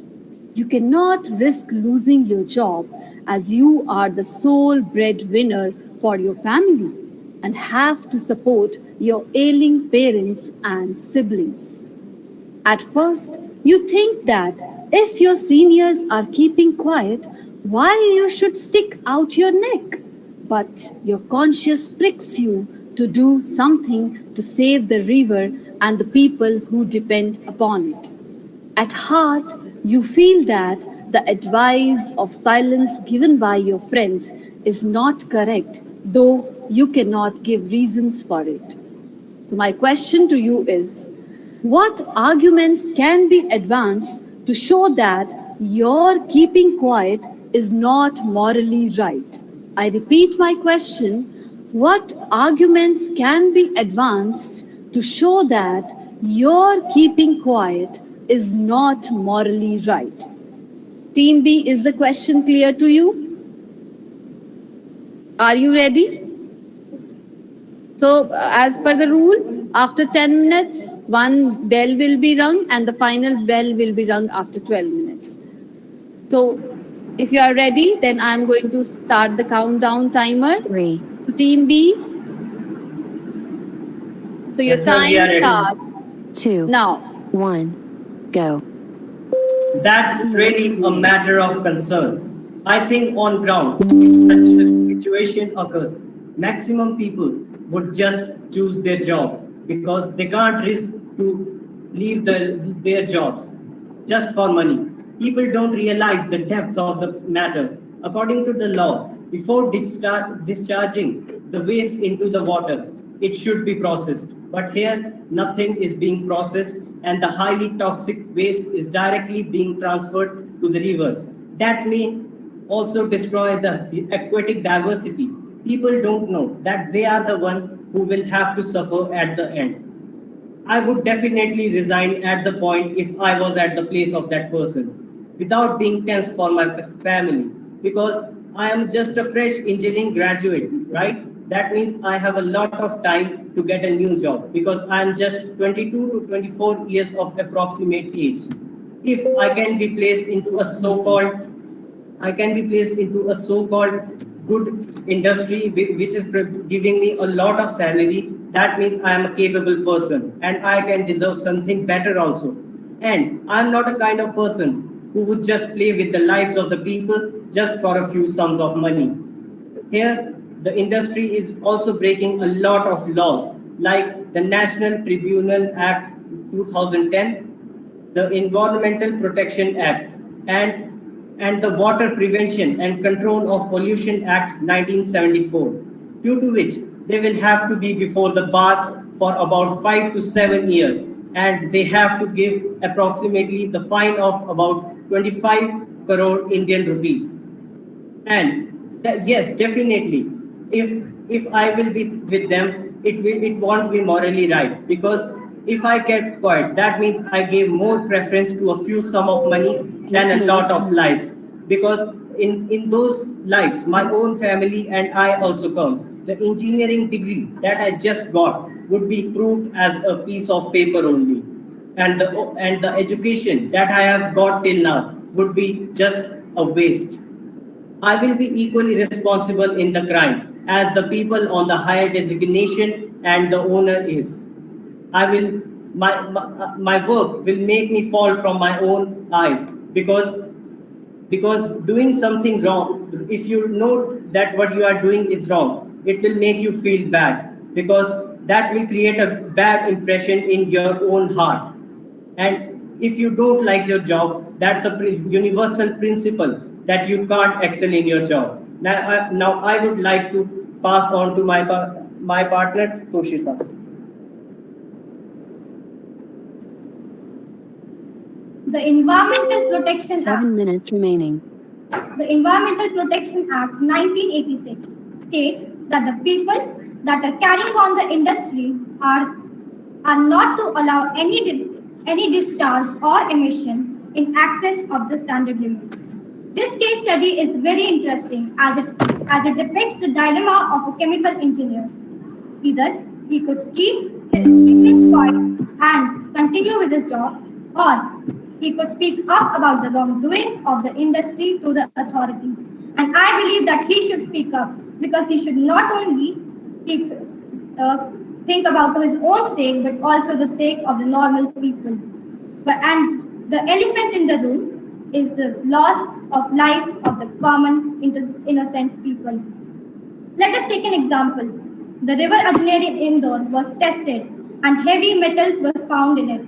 A dermatologist in Indore commented on this and found 6 out minutes remaining. that high amount of consumption of heavy metals can lead to skin related problems and in long term run can even lead to skin cancer.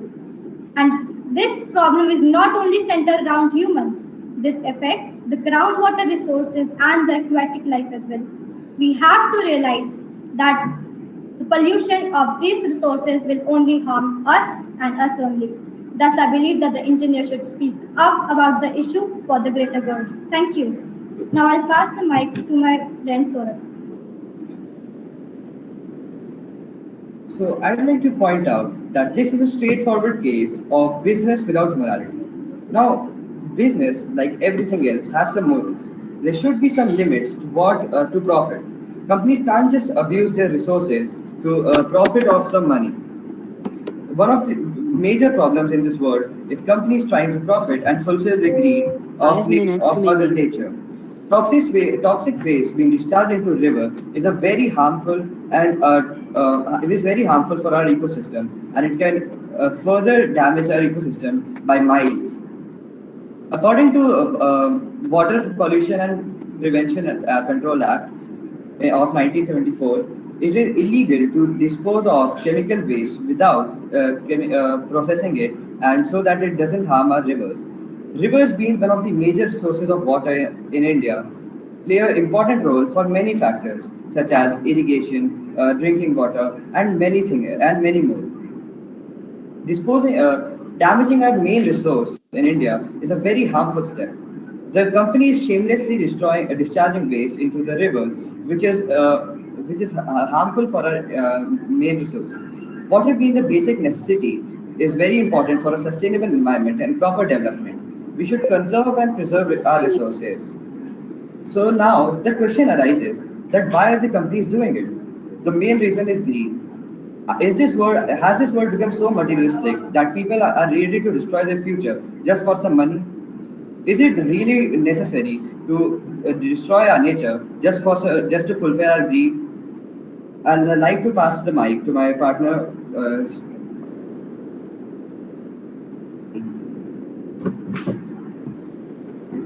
The world suffers a lot, not because of the violence of bad, but because of the silence of good. Well, industrial pollution nowadays is a big concern and is spreading at a very high rate. We all can see a lot of examples in our environment where the industries, just to save some amount of money, they do not treat their waste and just dump them into the nature and leave the world with the toxicity. There is a lot of impact of nature. there is a lot of impact of industries in the nature. Well, like in this case, the industry it is throwing its waste in the river water, so it is damaging the biosphere of the water. We can clearly we all know that the pH of the water will get degraded. The flora and fauna of the water life will also be endangered, and also if it is a river water, then at some point the water will come to us as a drinking water, and it will harm our lives also. Well, if I talk about my condition, then if I am a newly graduate engineer and I've got a job, so I'm not only the son of my nation, but also a caretaker of my family. So first of all, I will find a backup plan so that I can feed my family, and I will have a resource to feed my family, and then afterwards take strict actions because I do have some 2 minutes remaining. I do have some responsibility towards the nation. So, with this, I would like to conclude my speech, and to answer the question, I would like to say that we all have our responsibility towards nation. So, it is not morally correct to keep quiet, as we have to raise our voice against the wrong, and doing this is illegal. The impact is not only on nation but also on us, because the drinking water will also get passed to us only. The nature will be getting harmed, and there is a very famous saying that says that if we will play with the if we will play with the nature, then we will get the results back in a very worse way. Thank you.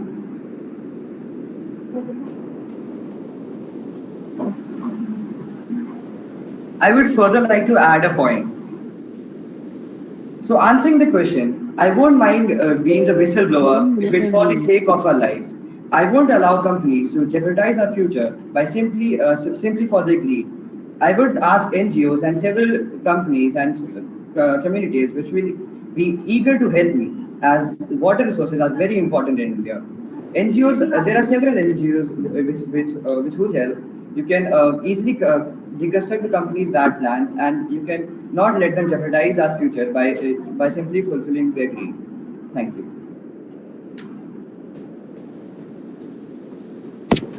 So that was the presentation from Team B.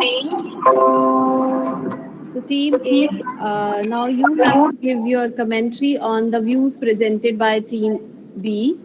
So Team A, now you will be getting a confer time of 2 minutes. And after that, you have to give the commentary for 5 to 7 minutes. So are you ready to confer?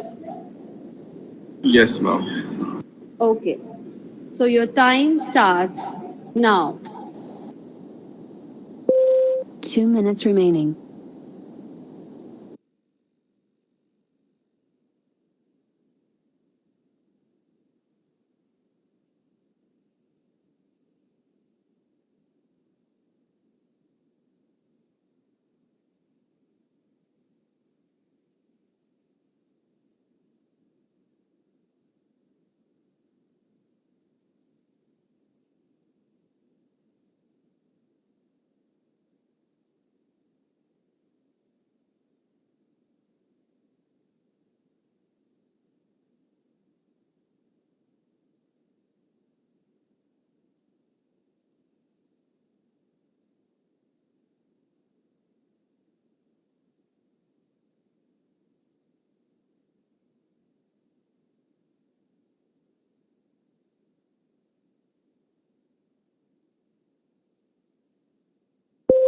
One minute remaining.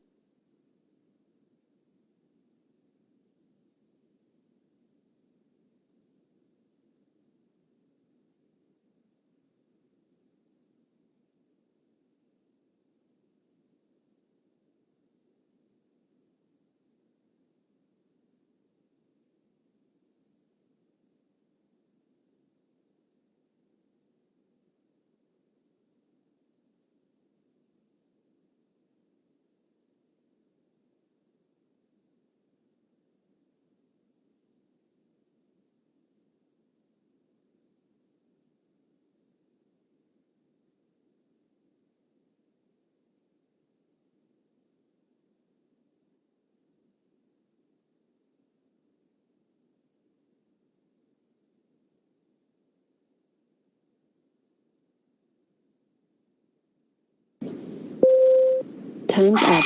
Congratulations. Please like and subscribe. Are you ready? Yes, ma'am, we are. So now you'll be getting 7 minutes time. So you have to end your commentary within 5 to 7 minutes. So the first bell will ring at after 5 minutes and the final after 7 minutes. So are you ready? Yes, ma'am. Your time starts now. Very good presentation, my dear opponent team. A good salary, a prestigious job, and a name in the society. The combination everyone desires, and it is worth desiring. But what if you are getting that lifestyle at the cost of people's life? One side, it's about the duty of a son towards his family, which is being held by the job. But on the other hand, it's about the duty as a responsible citizen. You are on a cliff, what you are going to do? One step towards left, where everything will be right, or one step towards right, where nothing will be left? Which step are you going to take? Then it's the basic thought we get. When we can no longer drink our water safely, no longer produce the food we eat, then we will ask ourselves, why did we not stand up against it? And no surprise to that, it's human tendency to ignore and overlook things which we still have. And then we cry over the same things when we have lost it. For further elaborations, it's over to my teammate. Thank you, Awwa. Great presentation, team Abhi. 6 minutes remaining. I have a few points on your speech because you have revolved your speech around how the nature is completely being affected. Indeed, according to the waste management rules of 1998 India, one needs to register to the state to give out their waste in the nature to introduce the harmful materials to the environment. But my dear friend, I would like to bring up an example of Lake Baikal that is in Russia, where there are paper mills introducing harmful materials to one of the largest freshwater lakes. And the mills are still there, though they were closed.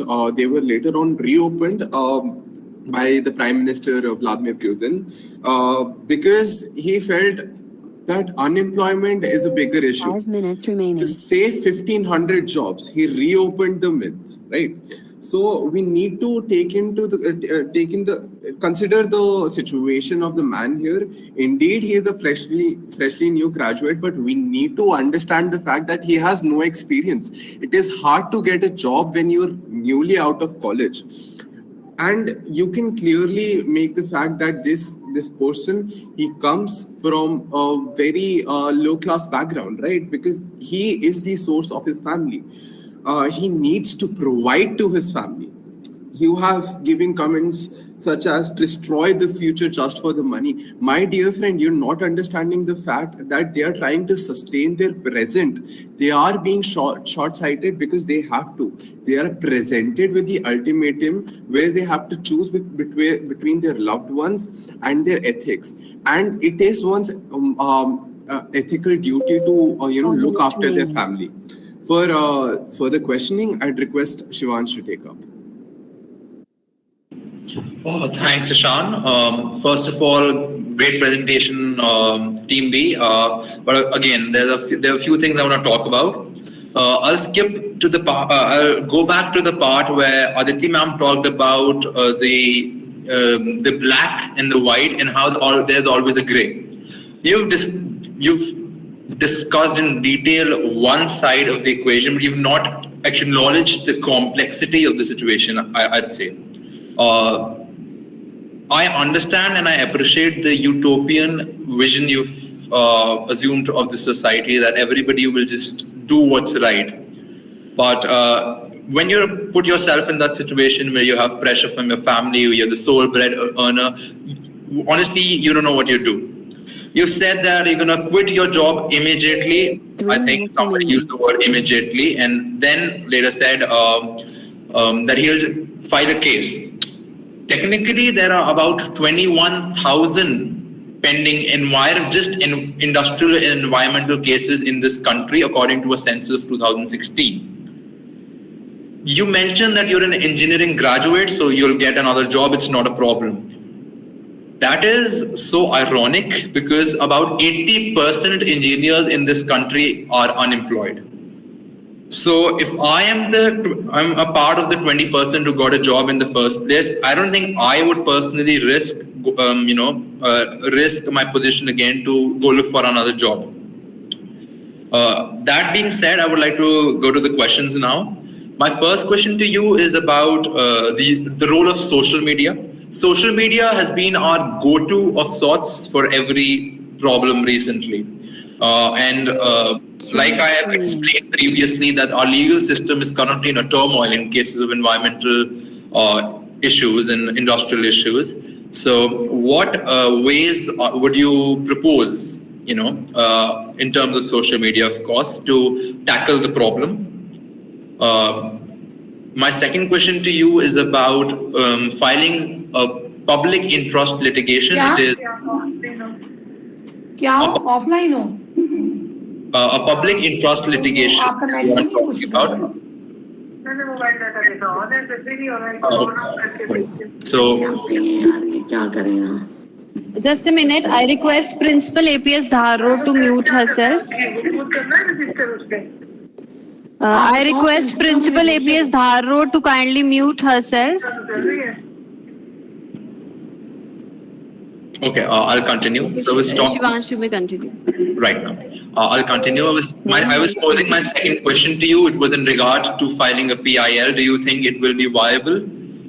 You all know what a PIL is and its importance, the importance that it plays in cases like these. So, if you could elaborate on that, thank you.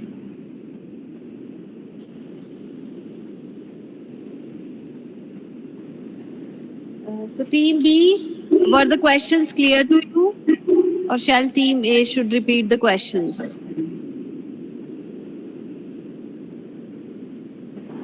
Team B, you have to unmute yourself and answer. Could you repeat the second question, please? Shivansh, I request you to kindly repeat both the questions. Gladly, ma'am. My first question was about social media and the role social media plays in cases of environmental and industrial issues. I discussed how our legal system is currently in a turmoil, so your solution of filing a case did not seem viable to me. I wanted to know how you propose getting support from your society, from different organizations, might be non-profit organizations. There are multiple nationwide organizations like Ashok Charan Fund or Chintal Fund for Environmental Action and Research. That was my first question. My second question to you was about filing a PIL and whether it seems like a viable option to you, as PILs have played an important role in many cases. Recently, about environmental issues, you could take the Hindustan Chemical Agency in Udaipur in 2014 and the Indian Chemical Institute of Engineering case PIL in 2009, for example. That is my question. I hope it is clear to you. Team B, are the questions clear to you? Yes, ma'am. Thank you. Okay, so you will be getting a confer time of 2 minutes, and after that you have to come back with your answers. So your confer time starts now.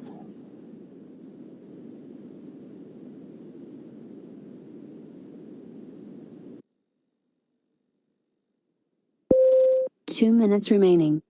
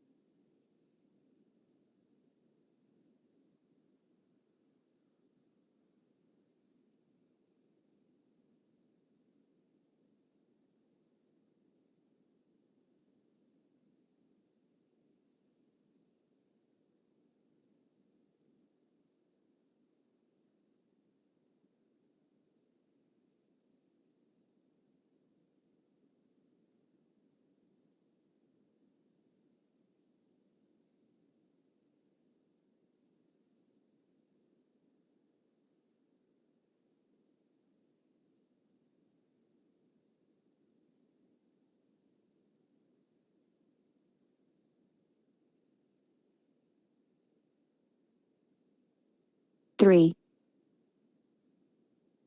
minute remaining.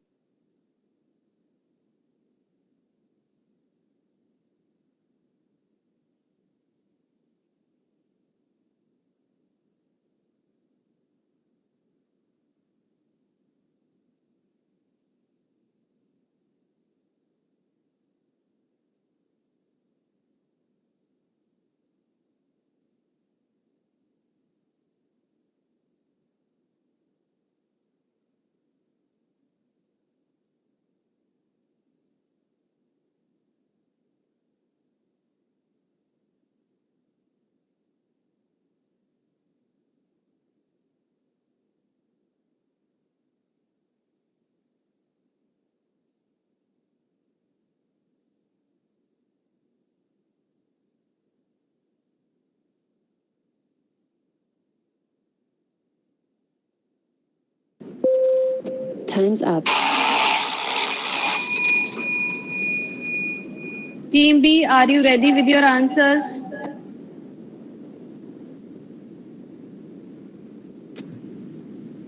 Team B?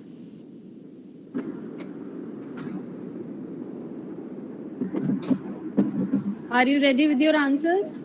Yes, ma'am. So you'll be getting a total time of 7 minutes, and after 5 minutes, there'll be the first bell, and the final bell will ring after 7 minutes. So you're ready, and your time starts now.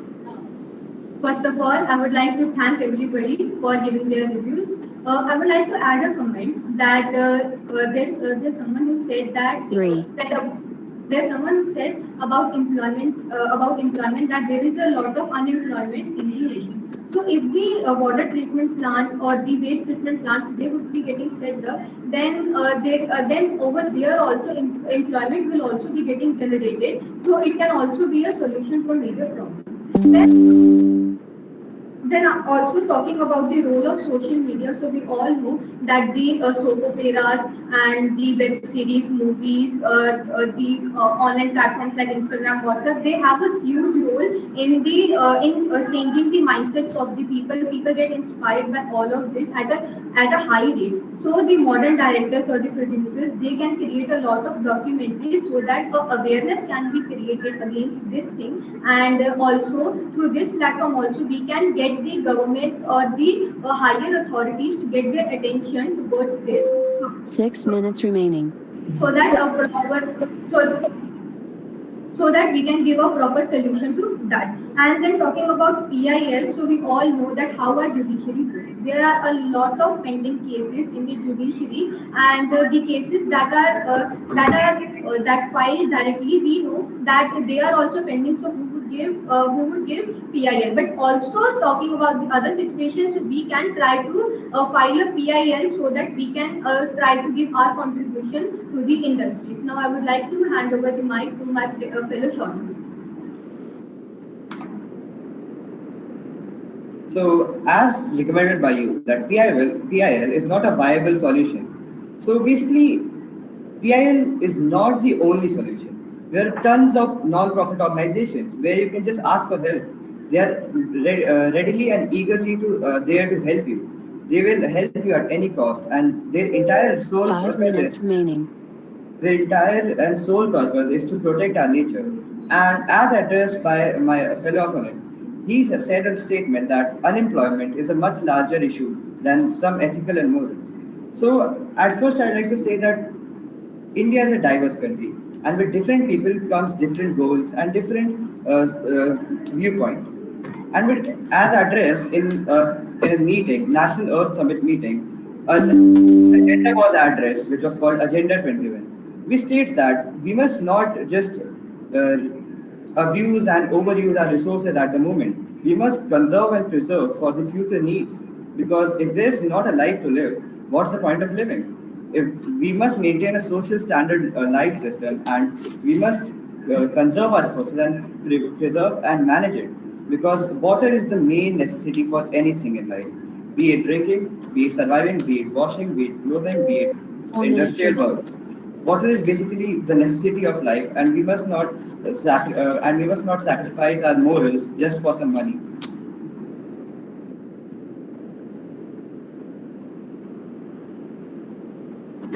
Thank you for giving such a good questions. One of my friends said that 80% of the engineers are not employed. So I would like to tell him that the person we are talking about has already came to the 20% and he has an experience. As you said, he has not. He has an experience because he has spent few months in that company. And as you said that directly resigning the company good is not the good decision, but that can be a good decision. That because earlier in the few months in which he has worked, he will be having a lot of savings. As we all know that as a middle class, we don't have that much of expenses as a 3 minutes we remaining. don't have as much of that much of expensive as an expensive using per as a rich person have. Thank you. I would like to give to Toshita.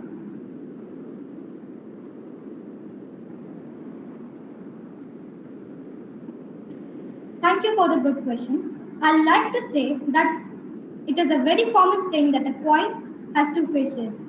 And I'd like to ask what is the use of development if it hampers our future? At what cost? At what cost is that unemployment can be a much major concern than the hampering of the ecosystem? At what cost it will be that groundwater, the most basic resource, is hampered and destroyed? And at what cost the whole ecosystem is destroyed? As my fellow friend Kamina said, that people are more affected by after viewing these kind of 2 minutes things, remaining. after viewing this sort of things in the entertainment industry. And we can set up there are many sites such as GoFundMe where people can donate to these causes and can help and can sue, and we can sue these kind of industries who are doing these kind of wrongdoings. I like to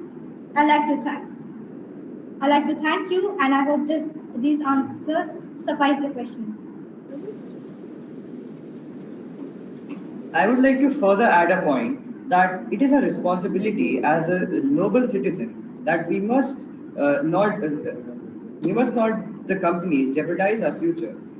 According, hundreds of world leaders attended the National Earth World meeting, and there are millions of active social workers who are ready to preserve our nature. So I think we should be ready to do our small part. And as quoted by many famous people, a journey of 1,000,000 miles starts with a single step. So we should take that single step and not just be selfish and greedy about it. Thank you. I hope you liked the answers, and I hope we answered your questions. Thank you so much, Team B. And now it's time for the judges round. So now I request our jury members to pose the question to Team B. First, I request Lieutenant General Sanjay Verma, PVSM, AVSM, VSM, and BAR to kindly pose his question to Team B. Well done, Team B. A very, very concise and comprehensive presentation of the case study. Yes, it is a very difficult choice to make, and everybody will opt for what you have opted. That yes, you will fight against the system and you will have better jobs and all, definitely. I appreciate your thought process, and at the same time, a very good counter commentary by Team A that it's not all that rosy. I'm reminded of two movies. In fact, one is a 2000 movie, Erin Brockovich. I would recommend, please see this movie. In fact, it is on this theme. And Julia Roberts plays the role of Erin Brockovich. She fights against this very problem. She went on to win the Best Actress Award. The movie was nominated for 5 awards in the 13th Academy Awards nomination. The second movie, again on a similar line, made is in 2017 in India. The name is Irada, Nasiruddin Shah. Both movies are on this theme. there is pollution, environmental hazards being surreptitiously done, how to fight against it. So I'll come to the question straight because you've had a long morning. Now, in the course of you've discovered that this problem is going on, and people are telling, no, you flow with this system, otherwise you will also be compromised. You need to investigate and find out who all are involved and all. My question is, in that process, you will need to hack into the emails being exchanged and the correspondence going on. What do you think is hacking in this context? Will you justify it? Is it correct? Team B, is the question clear to you? So can you just kindly repeat the last two sentences? I will again. Now, when you come to know that this problem is there, that this toxic waste is being discharged. Now, to gather evidence, to gather the details, you need to get into the emails and the correspondence between all those people who are into this together. You need to hack into their accounts. Hacking is now not ethical. Is it ethical? Now, this is the question I am posing to you, that in such a situation, would you take recourse to hack into personal emails of various individuals? So Team B, is the question clear to you? The honorable jury member has asked if you have to hack the accounts to find out the truth. So is it ethical? Is the question clear? So you are ready with the answer? No, ma'am. Okay, so kindly give your answer. So first of all, I would really like to thank sir for sharing his experiences, and we will definitely learn from that. And further, coming to your question, as we all know, ethical hacking is nowadays a very big opportunity for the youngsters. As we all know, that ethical hacking is very good for a nation, because lots of time our national websites are also being hacked, but they are being protected by the people who are ethical hackers. As you said that ethical hacking is right or not, yes, I and my team members think that this is right. Definitely this is right, because we are doing something good for nation, something good. But for doing something good, we have to be against the people who are bad, and in that case we should go into their emails and check that what conversation is being done in personally there. Thank you. Now I would like to pass to my partner.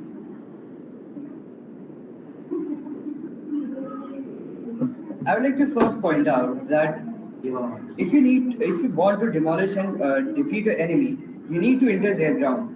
If similarly here, if you want to cut out the evil from the company, you need to be a little evil too. You can't defeat evil with good. You need a little bit of courtesy to be evil and try their way to kill themselves. For example, if you don't know who is involved and what exactly is happening, you won't be able to completely, and you will need some resources and knowledge to completely identify what exactly is happening and what exactly is causing. You are not the auditor, so you may not even know that where does the waste disposal work and how does it work. So basically, we need to enter the enemy grounds to basically defeat them, and we must hack into their knowledge, and we must know why and how exactly are they doing it. Now I'd like to pass the mic to Toshita. I think that whether hacking is ethical or not depends on the circumstance. It is circumstantial.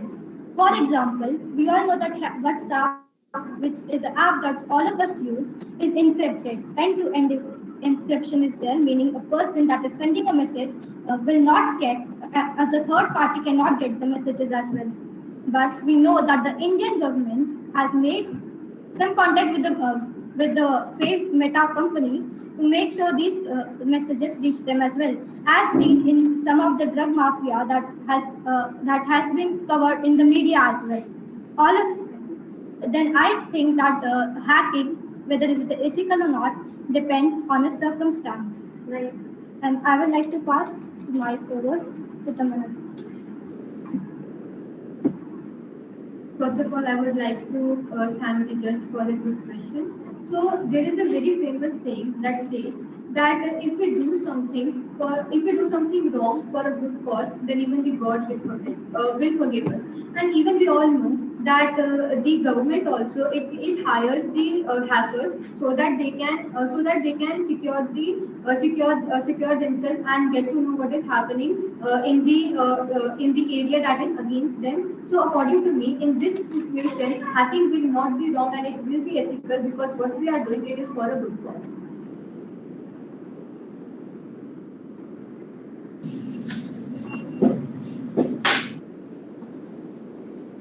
Sir, would you like to ask anything or say anything?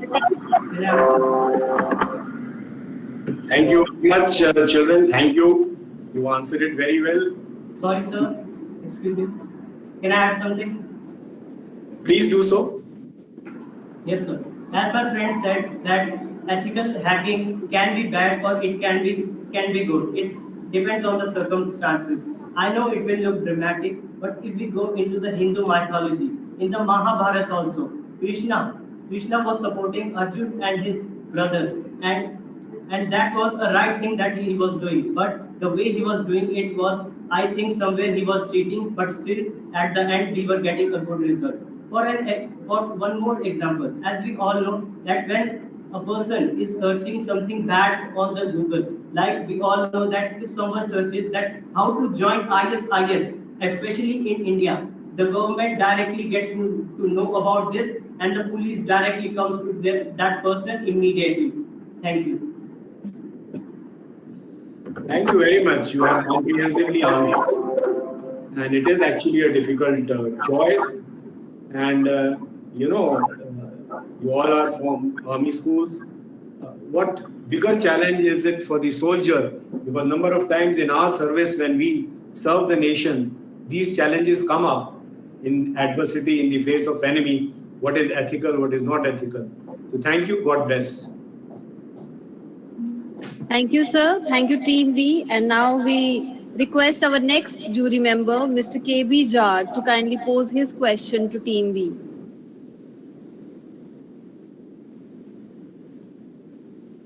Thank you very much. Team B, you have been very articulate in expressing your views and ideas as far this kind of situation is concerned. And, to be ethical and to call spade a spade is not an easy job. And, sometimes we try to be in a safer zone and in the comfort zone, following the policy of you just scratch my back and I scratch your back. But that does not go a long way. So I'll just give you a situation. You just imagine yourself in a situation. You see, present age is the age of startups, isn't it? And let us imagine that after doing your engineering or graduation or whatever qualifications you pursue, academic qualification, you venture out for a startup. And with the grace of God, it flourishes into a huge company. Now you are ethically and morally upright, and you want that my company, my startup should have the value system which is absolutely non-compromising. So when you design your HR policy, when you design your policy for your company, where you really think that and you are very serious that this company should be quite upright morally and will never compromise on something which is related to ethics. So what are the major things you will keep in mind while framing an operational policy of your company, particularly pertaining to the ethics and that kind of environment where people don't have any hesitation in being the whistleblowers in the larger interest of the company and nation? So what all will be in your mind when you frame the operational philosophy of your group and your vision and policies so that you are ethically and morally strong as the CEO of the company. I hope, am I clear in my question? Is it clear?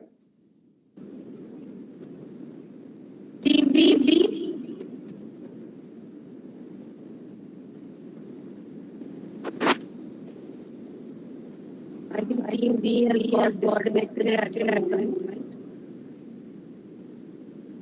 They have joined back. Are you there with us?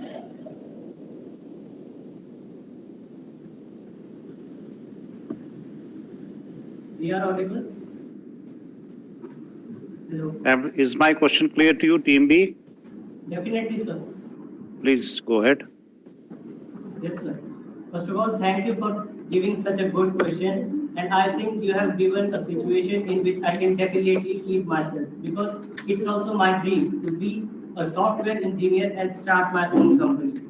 And if I will do so, I will definitely keep some things in the mind. First of all, the work life balance should be there. I will definitely provide an option for the work from home option that we have definitely learned from this corona time, and this will also help them to be with their families, as well as they will do better in their jobs also, because they being I will also keep in mind that my employees remain happy, because if they won't remain happy, they can't excel in their jobs, and I won't get a good profit.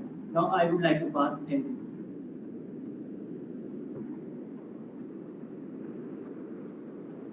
First of all, I would like to thank the jury for asking this question.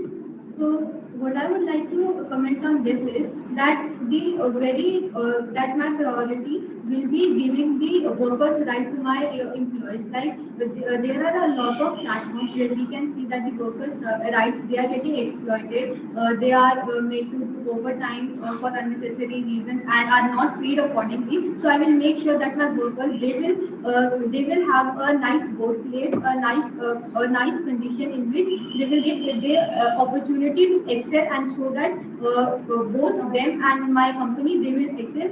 And also I will keep in mind that any of the illegal activity will not be happening in my company. Like this case study which was given, the company, it was disposing the waste material illegally in the river. So I will make sure that anything like that will never happen in my company. Now I would like to pass the mic to my fellow.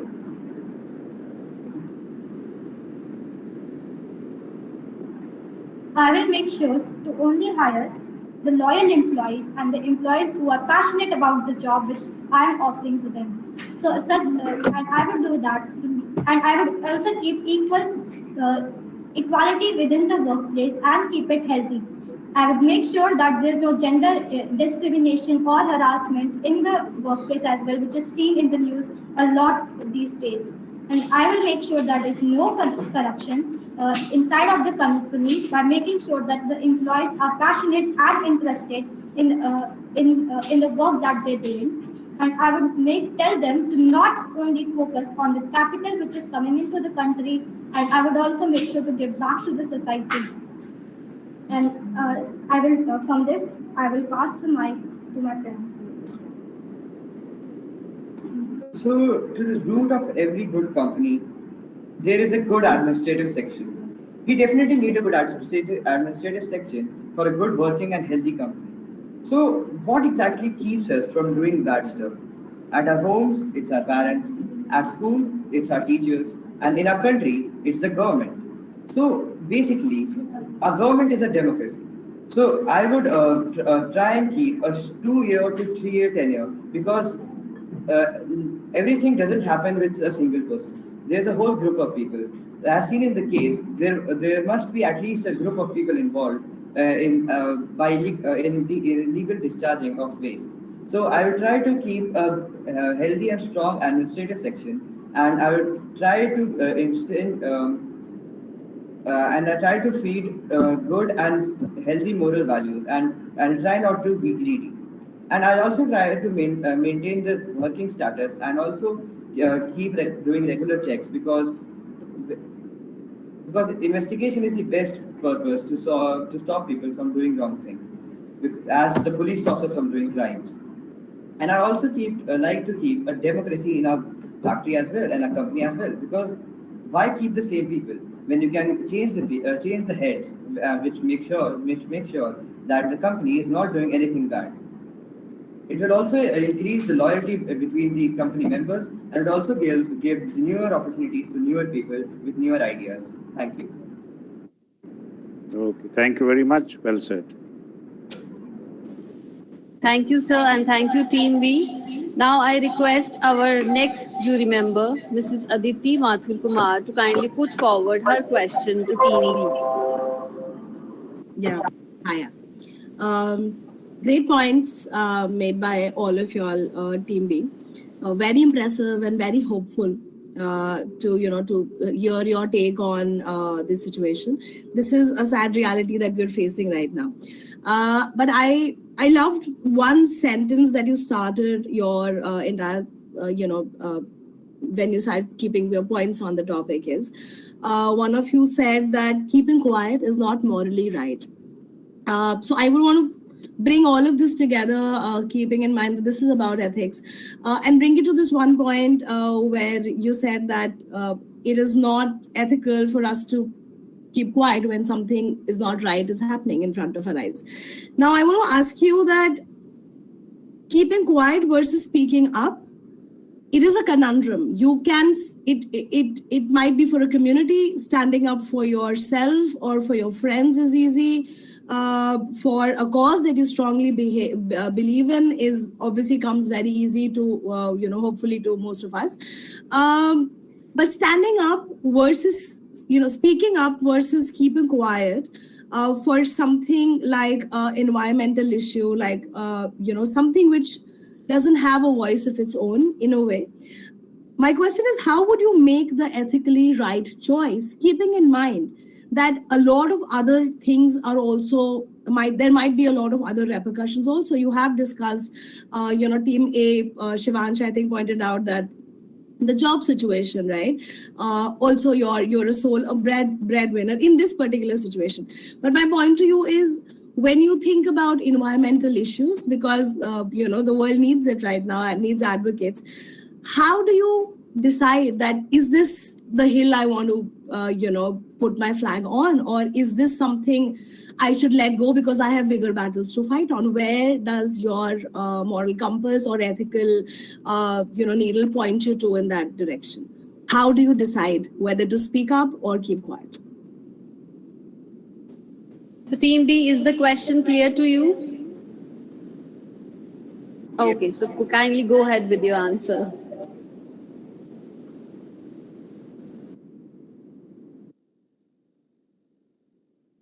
I would like to start my answer with a quote. If we know our capabilities, if we know ourselves, our capabilities, and our enemies, we must not fear the result. Because if we know ourselves and we know that we can make a change, then why not? We should always apply for the better good if we are capable of doing it. Now, I would also like to point out that where you contrasted the fact that the difference between speaking out and staying quiet. So if you keep quiet, and the people who speak might try to suppress your ideas and suppress your thoughts. For example, in France, everyone has heard of the French Revolution. It is one of the major things which has for our history. In France, the people who kept quiet kept getting suppressed and suppressed until it was unlivable conditions for them. So I don't think that keeping quiet would be anywhere close to right. So I'd like to pass the mic to my fellow teammate.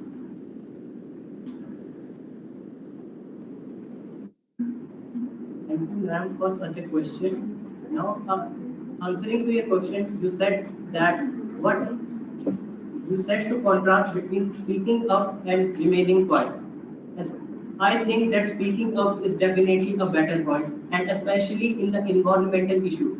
That's definitely a truth that one single person cannot change the world, especially in the environment issue area. But if each and every person will think that I single person cannot change anything, then definitely nothing will happen. And if someone will remain quiet, that means nothing will change all the things will go as they were going earlier. But if everyone could speak, it will start a revolution. It will start a revolution against the laws, against the people, and against everything that is going bad in our society. Thank you.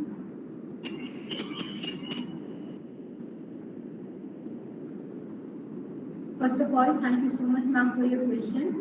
And answering your question, so ma'am, I feel like it is our basic responsibility as a human to protect our environment. It is we, the human only, who are the causer for the environment degradation. And also to choose if we think we are doing it ethical or not. So we can pre-plan the things. Like everything has a positive and a negative aspect, and everything is in front of us via social media, various sources, and we can get to know what is right and wrong. And if we will keep everything pre-planned and every problem that will be coming in a way in our side, then it will be easy for us to implement our plans and to make a revolution and to do a change. Because after all, we are the young generation, and whatever change will be brought up will be by us only. Thank you so much.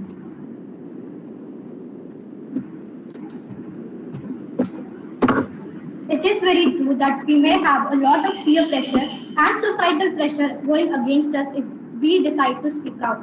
But I'd say that we'd rather be utopian than be dystopian. And unfortunately, our media has a tendency to cover the topics where tragedy has already occurred. Hence, it is our duty as the young generation and the future of the country to speak out about the issues that are bothering us. Because our goal to form a healthy environment is like a ladder. Someone has to take the first step to reach the top, and that's why we need to speak out. Thank you very much, and I hope this suffices your answer. It does. Thank you so much. I loved the last line. We'd rather be utopian than dystopian. Great, great. Thanks. Excuse me, ma'am. So I'd like to add one more point. So when we say a future vision or a utopian vision, we don't mean it is a fiction, it is a fake reality. It is a reality we are currently working on. It doesn't mean that a future reality or a future vision is not possible. It is just currently a work in progress. Absolutely. Thank you so much. Thank you, ma'am. Thanks. Thank you, Aditi ma'am. Thank you, Team B, and thank you all our jury members. So with this, we have come towards the end of the match, and the results will be compiled once the jury members will share with us, and they'll be sent later to both the teams. And since we are here and we have such eminent personalities with us, so I request our honorable jury members to kindly address our students, all of us. I now first request our jury member, Lieutenant General Sanjay Verma, PVSM, AVSM, VSM, and BAR, to kindly address all of us. Very well done, children. A little bit running short on time because it's a Monday and there were certain things lined up. But like I said, Northern Command and then Mrs. Agarwal, I can't say no to both. And of course, then the Dwivedis being there, the Army Commanders. So let me compliment all of you. And in fact, yes, last year I heard Mrs. Joshi also speaking. This is a very novel concept. And I'm glad the team is continuing with this concept. We are always, whether it is these young children or whether even it is my age now, the fight between ethics, morals, values is something which, if I quote one of the speakers, he had said that right in Mahabharata also this dilemma was being faced. It is being faced today and this will go into perpetuity. However, we need to have strong belief in our upbringing, in our own parents, foundation in the school, our own society. We should not ape the West in what we see as very good, and like Aditi brought out and you all brought out, utopian world, yes, why not dream of it and let's live that life. So I will not take much of time. I will compliment the children who have participated. I will compliment the teachers who have prepared the children for this event. And besides the academic curriculum, the textbook reading, I think events like this go a very far way in actually inculcating values, beliefs, and making a very good citizen.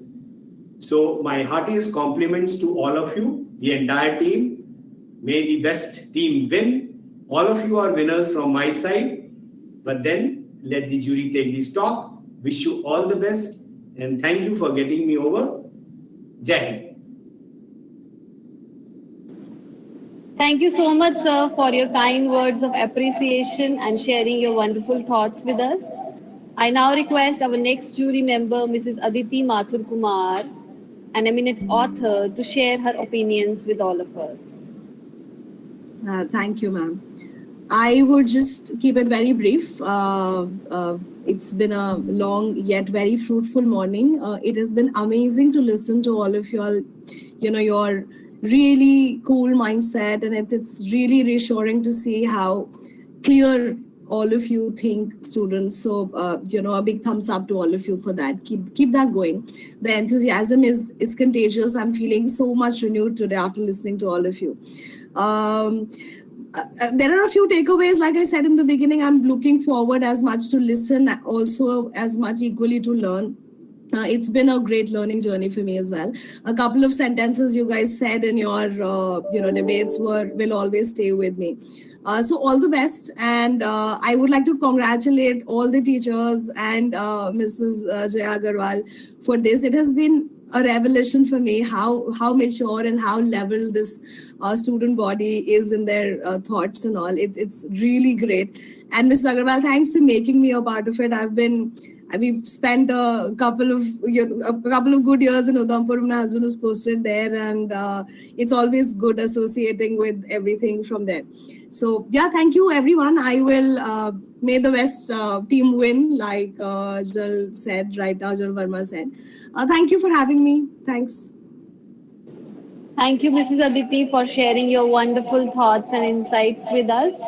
I now request our next jury member, Mr. K.B. Jard, Principal in Aditya Birla Group School at Mathura, to address all of us.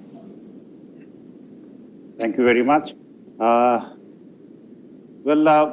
To be very frank, this is for the first time I have attended an event like this, because generally we used to talk about debates, and debate was something which was very prominent among schools and colleges, and one of the very prominent, common competitions among students. But this is something which is the true example of actual collaboration. I could see that none of you were confronting each other. You were supporting each other. You were appreciating each other's points of view, and you are collaborating. Collaboration is one of the important skills required for the 21st century, besides creativity and communication. I must thank Mrs. Agarwal for giving me this opportunity to be a part of this learning event. It has really been a great learning for me, though I have been into teaching profession for last many years. But today was yet another learning that how you can collaborate yet compete. So you all did very well, as Sir said, that you're all winners, and coming to this platform and expressing your views itself makes you a winner. Winning and losing in terms of the marks you get as the judgment is fine, but at the end of the day you are so confident and you have some point of view to share, because you see the purpose of education is not just to get your marks and percentage and placement. That is fine, but it's very important that how open you are to learning and how much you have your own points of view. It is sometimes you find it's very difficult to have some opinion, what we feel about certain topic honestly and candidly. But you're so good, all of you, so fluent and so articulate. I congratulate all of you and all the teachers and all the organizers. And once again, I thank all the organizers for giving me this opportunity to be a part of this event. Thank you very much and all the best. And wish to have many more such events in future. Thank you. Thank you so much, sir, for addressing all of us. Dear students, as such renowned and eminent personalities are among us, So if I would have been at your place, I would have definitely tried to know from them what are their mantras, how they are so consistent in their lives and in passion. So anyone of you have anything to ask from honorable jury members, so kindly go ahead and grab this opportunity, taking a lifelong lesson from these experienced and knowledgeable personalities present amongst us. Any students want to share something or ask something to our honorable members and has anything to say?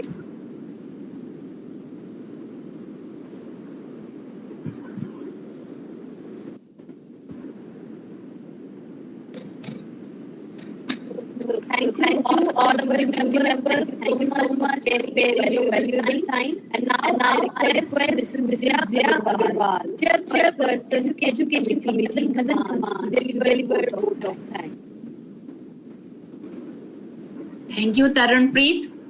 Wonderful performance, our shining stars. All of you came out with flying colors, and Nadan Command is proud of you all. I, Mrs. Jaya Agrawal, Chairperson Schools, Nadan Command, express my heartfelt gratitude to our expert judges, Lieutenant General Sanjay Verma, Mr. K.D. Judd, and Mrs. Aditi Mathur. Regional President Awwa and the complete fraternity of Nadan Command is highly grateful to you all for volunteering your services, especially during such a busy convention season, and doing so all for charity. Without your generosity, knowledge, and patience, today's competition would not have gone as smooth as it has. The students were so happy to have you all. Education Committee and myself are highly obliged to Mrs. Sunita Dwivedi, Regional President Awwa Nadan Command, for her guidance and support at every moment. Thank you, Mrs. Dwivedi. I also manifest my gratefulness to Vice President Awwa Nadan Command, Mrs. Mahalakshmi Raja, General President Awwa, Mrs. Poonam Singh, SO Awwa, and the entire team. Special thanks to President Awwa, Mrs. Archana Pandey, Chairperson Schools, Mrs. Monica Kakkad, for providing us such an incredible debating platform to our young budding talents. No words to thank the representatives of Central Awwa who have graced the event by giving their precious time today. I also thank all the esteemed guests for their auspicious presence in the event through live streaming platform. This vote of thanks would be incomplete if I do not mention about the principals APS Dhar Road, APS Udhampur, APS Kanpur, and APS Nagrata, and to their entire staff involved in making this day a great success. Last but not the least, I owe special gratitude to our representatives of Education Committee, Nadan Command. Thanks and Jai Hind. Thank you so much, ma'am. Ethics Bowl has been an incredible initiative of Awwa, which has imparted new learning among the students of Army Public Schools all over India, around our own country. So let us all cherish Awwa and let us all cherish the Awwa song.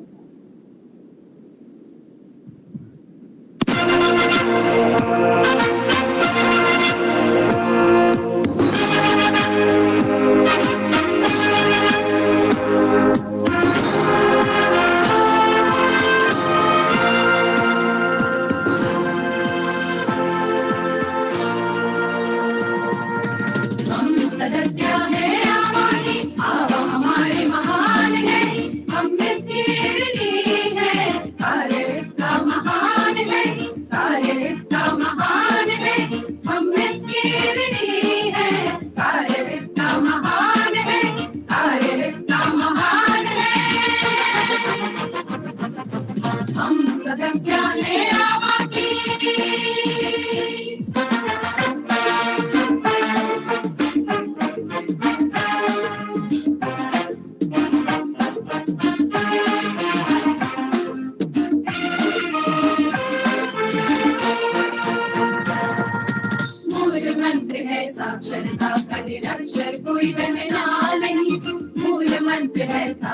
ऐसा का निरक्षर कोई बहना नहीं।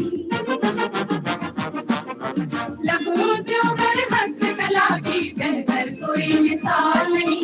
लघु उद्योग और हस्तकला की बेहतर कोई मिसाल नहीं। गुमराही विधवा बहना राह दिखलाई जीने की। गुमराही विधवा बहना राह दिखलाई जीने की। बेघरों के घर बसाए रस्में बांधे विवाह की। बेघरों के घर बसाए रस्में बांधे विवाह की। दर्द हमें है संगठन का। दर्द हमें है संगठन का। थल सेना की शान है हम इसके ऋणी है। कार्य इसका महान है। कार्य इसका महान है। कार्य इसका महान है। हम सदस्य हैं आवा की।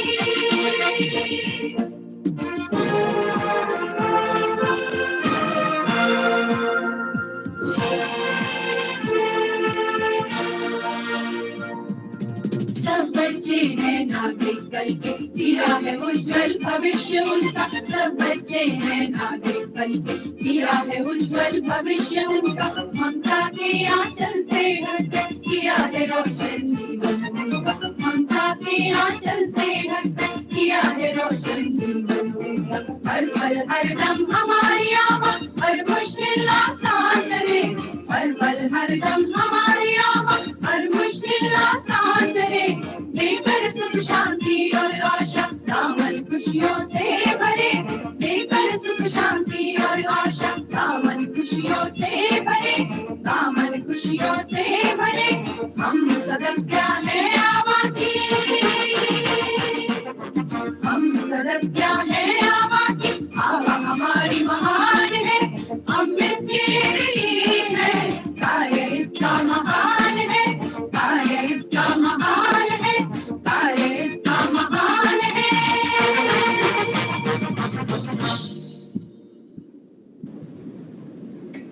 Now, with this, we have come to the end of this match. Now, I know the students must be waiting for the results, but you have to wait for a little long. The results will be shared with the schools later. I request our honorable jury members to kindly send us the result sheets for the compilation of the results. We wish all the best to all the other teams for all the upcoming matches. Thank you, everyone, for being with us. That's all from our side. Thank you. Thank you. Thank you, ma'am. Okay, thank you very much. It was so nice to be part of this event. Thank you very much. Thank you so much. Thank you so much, ma'am.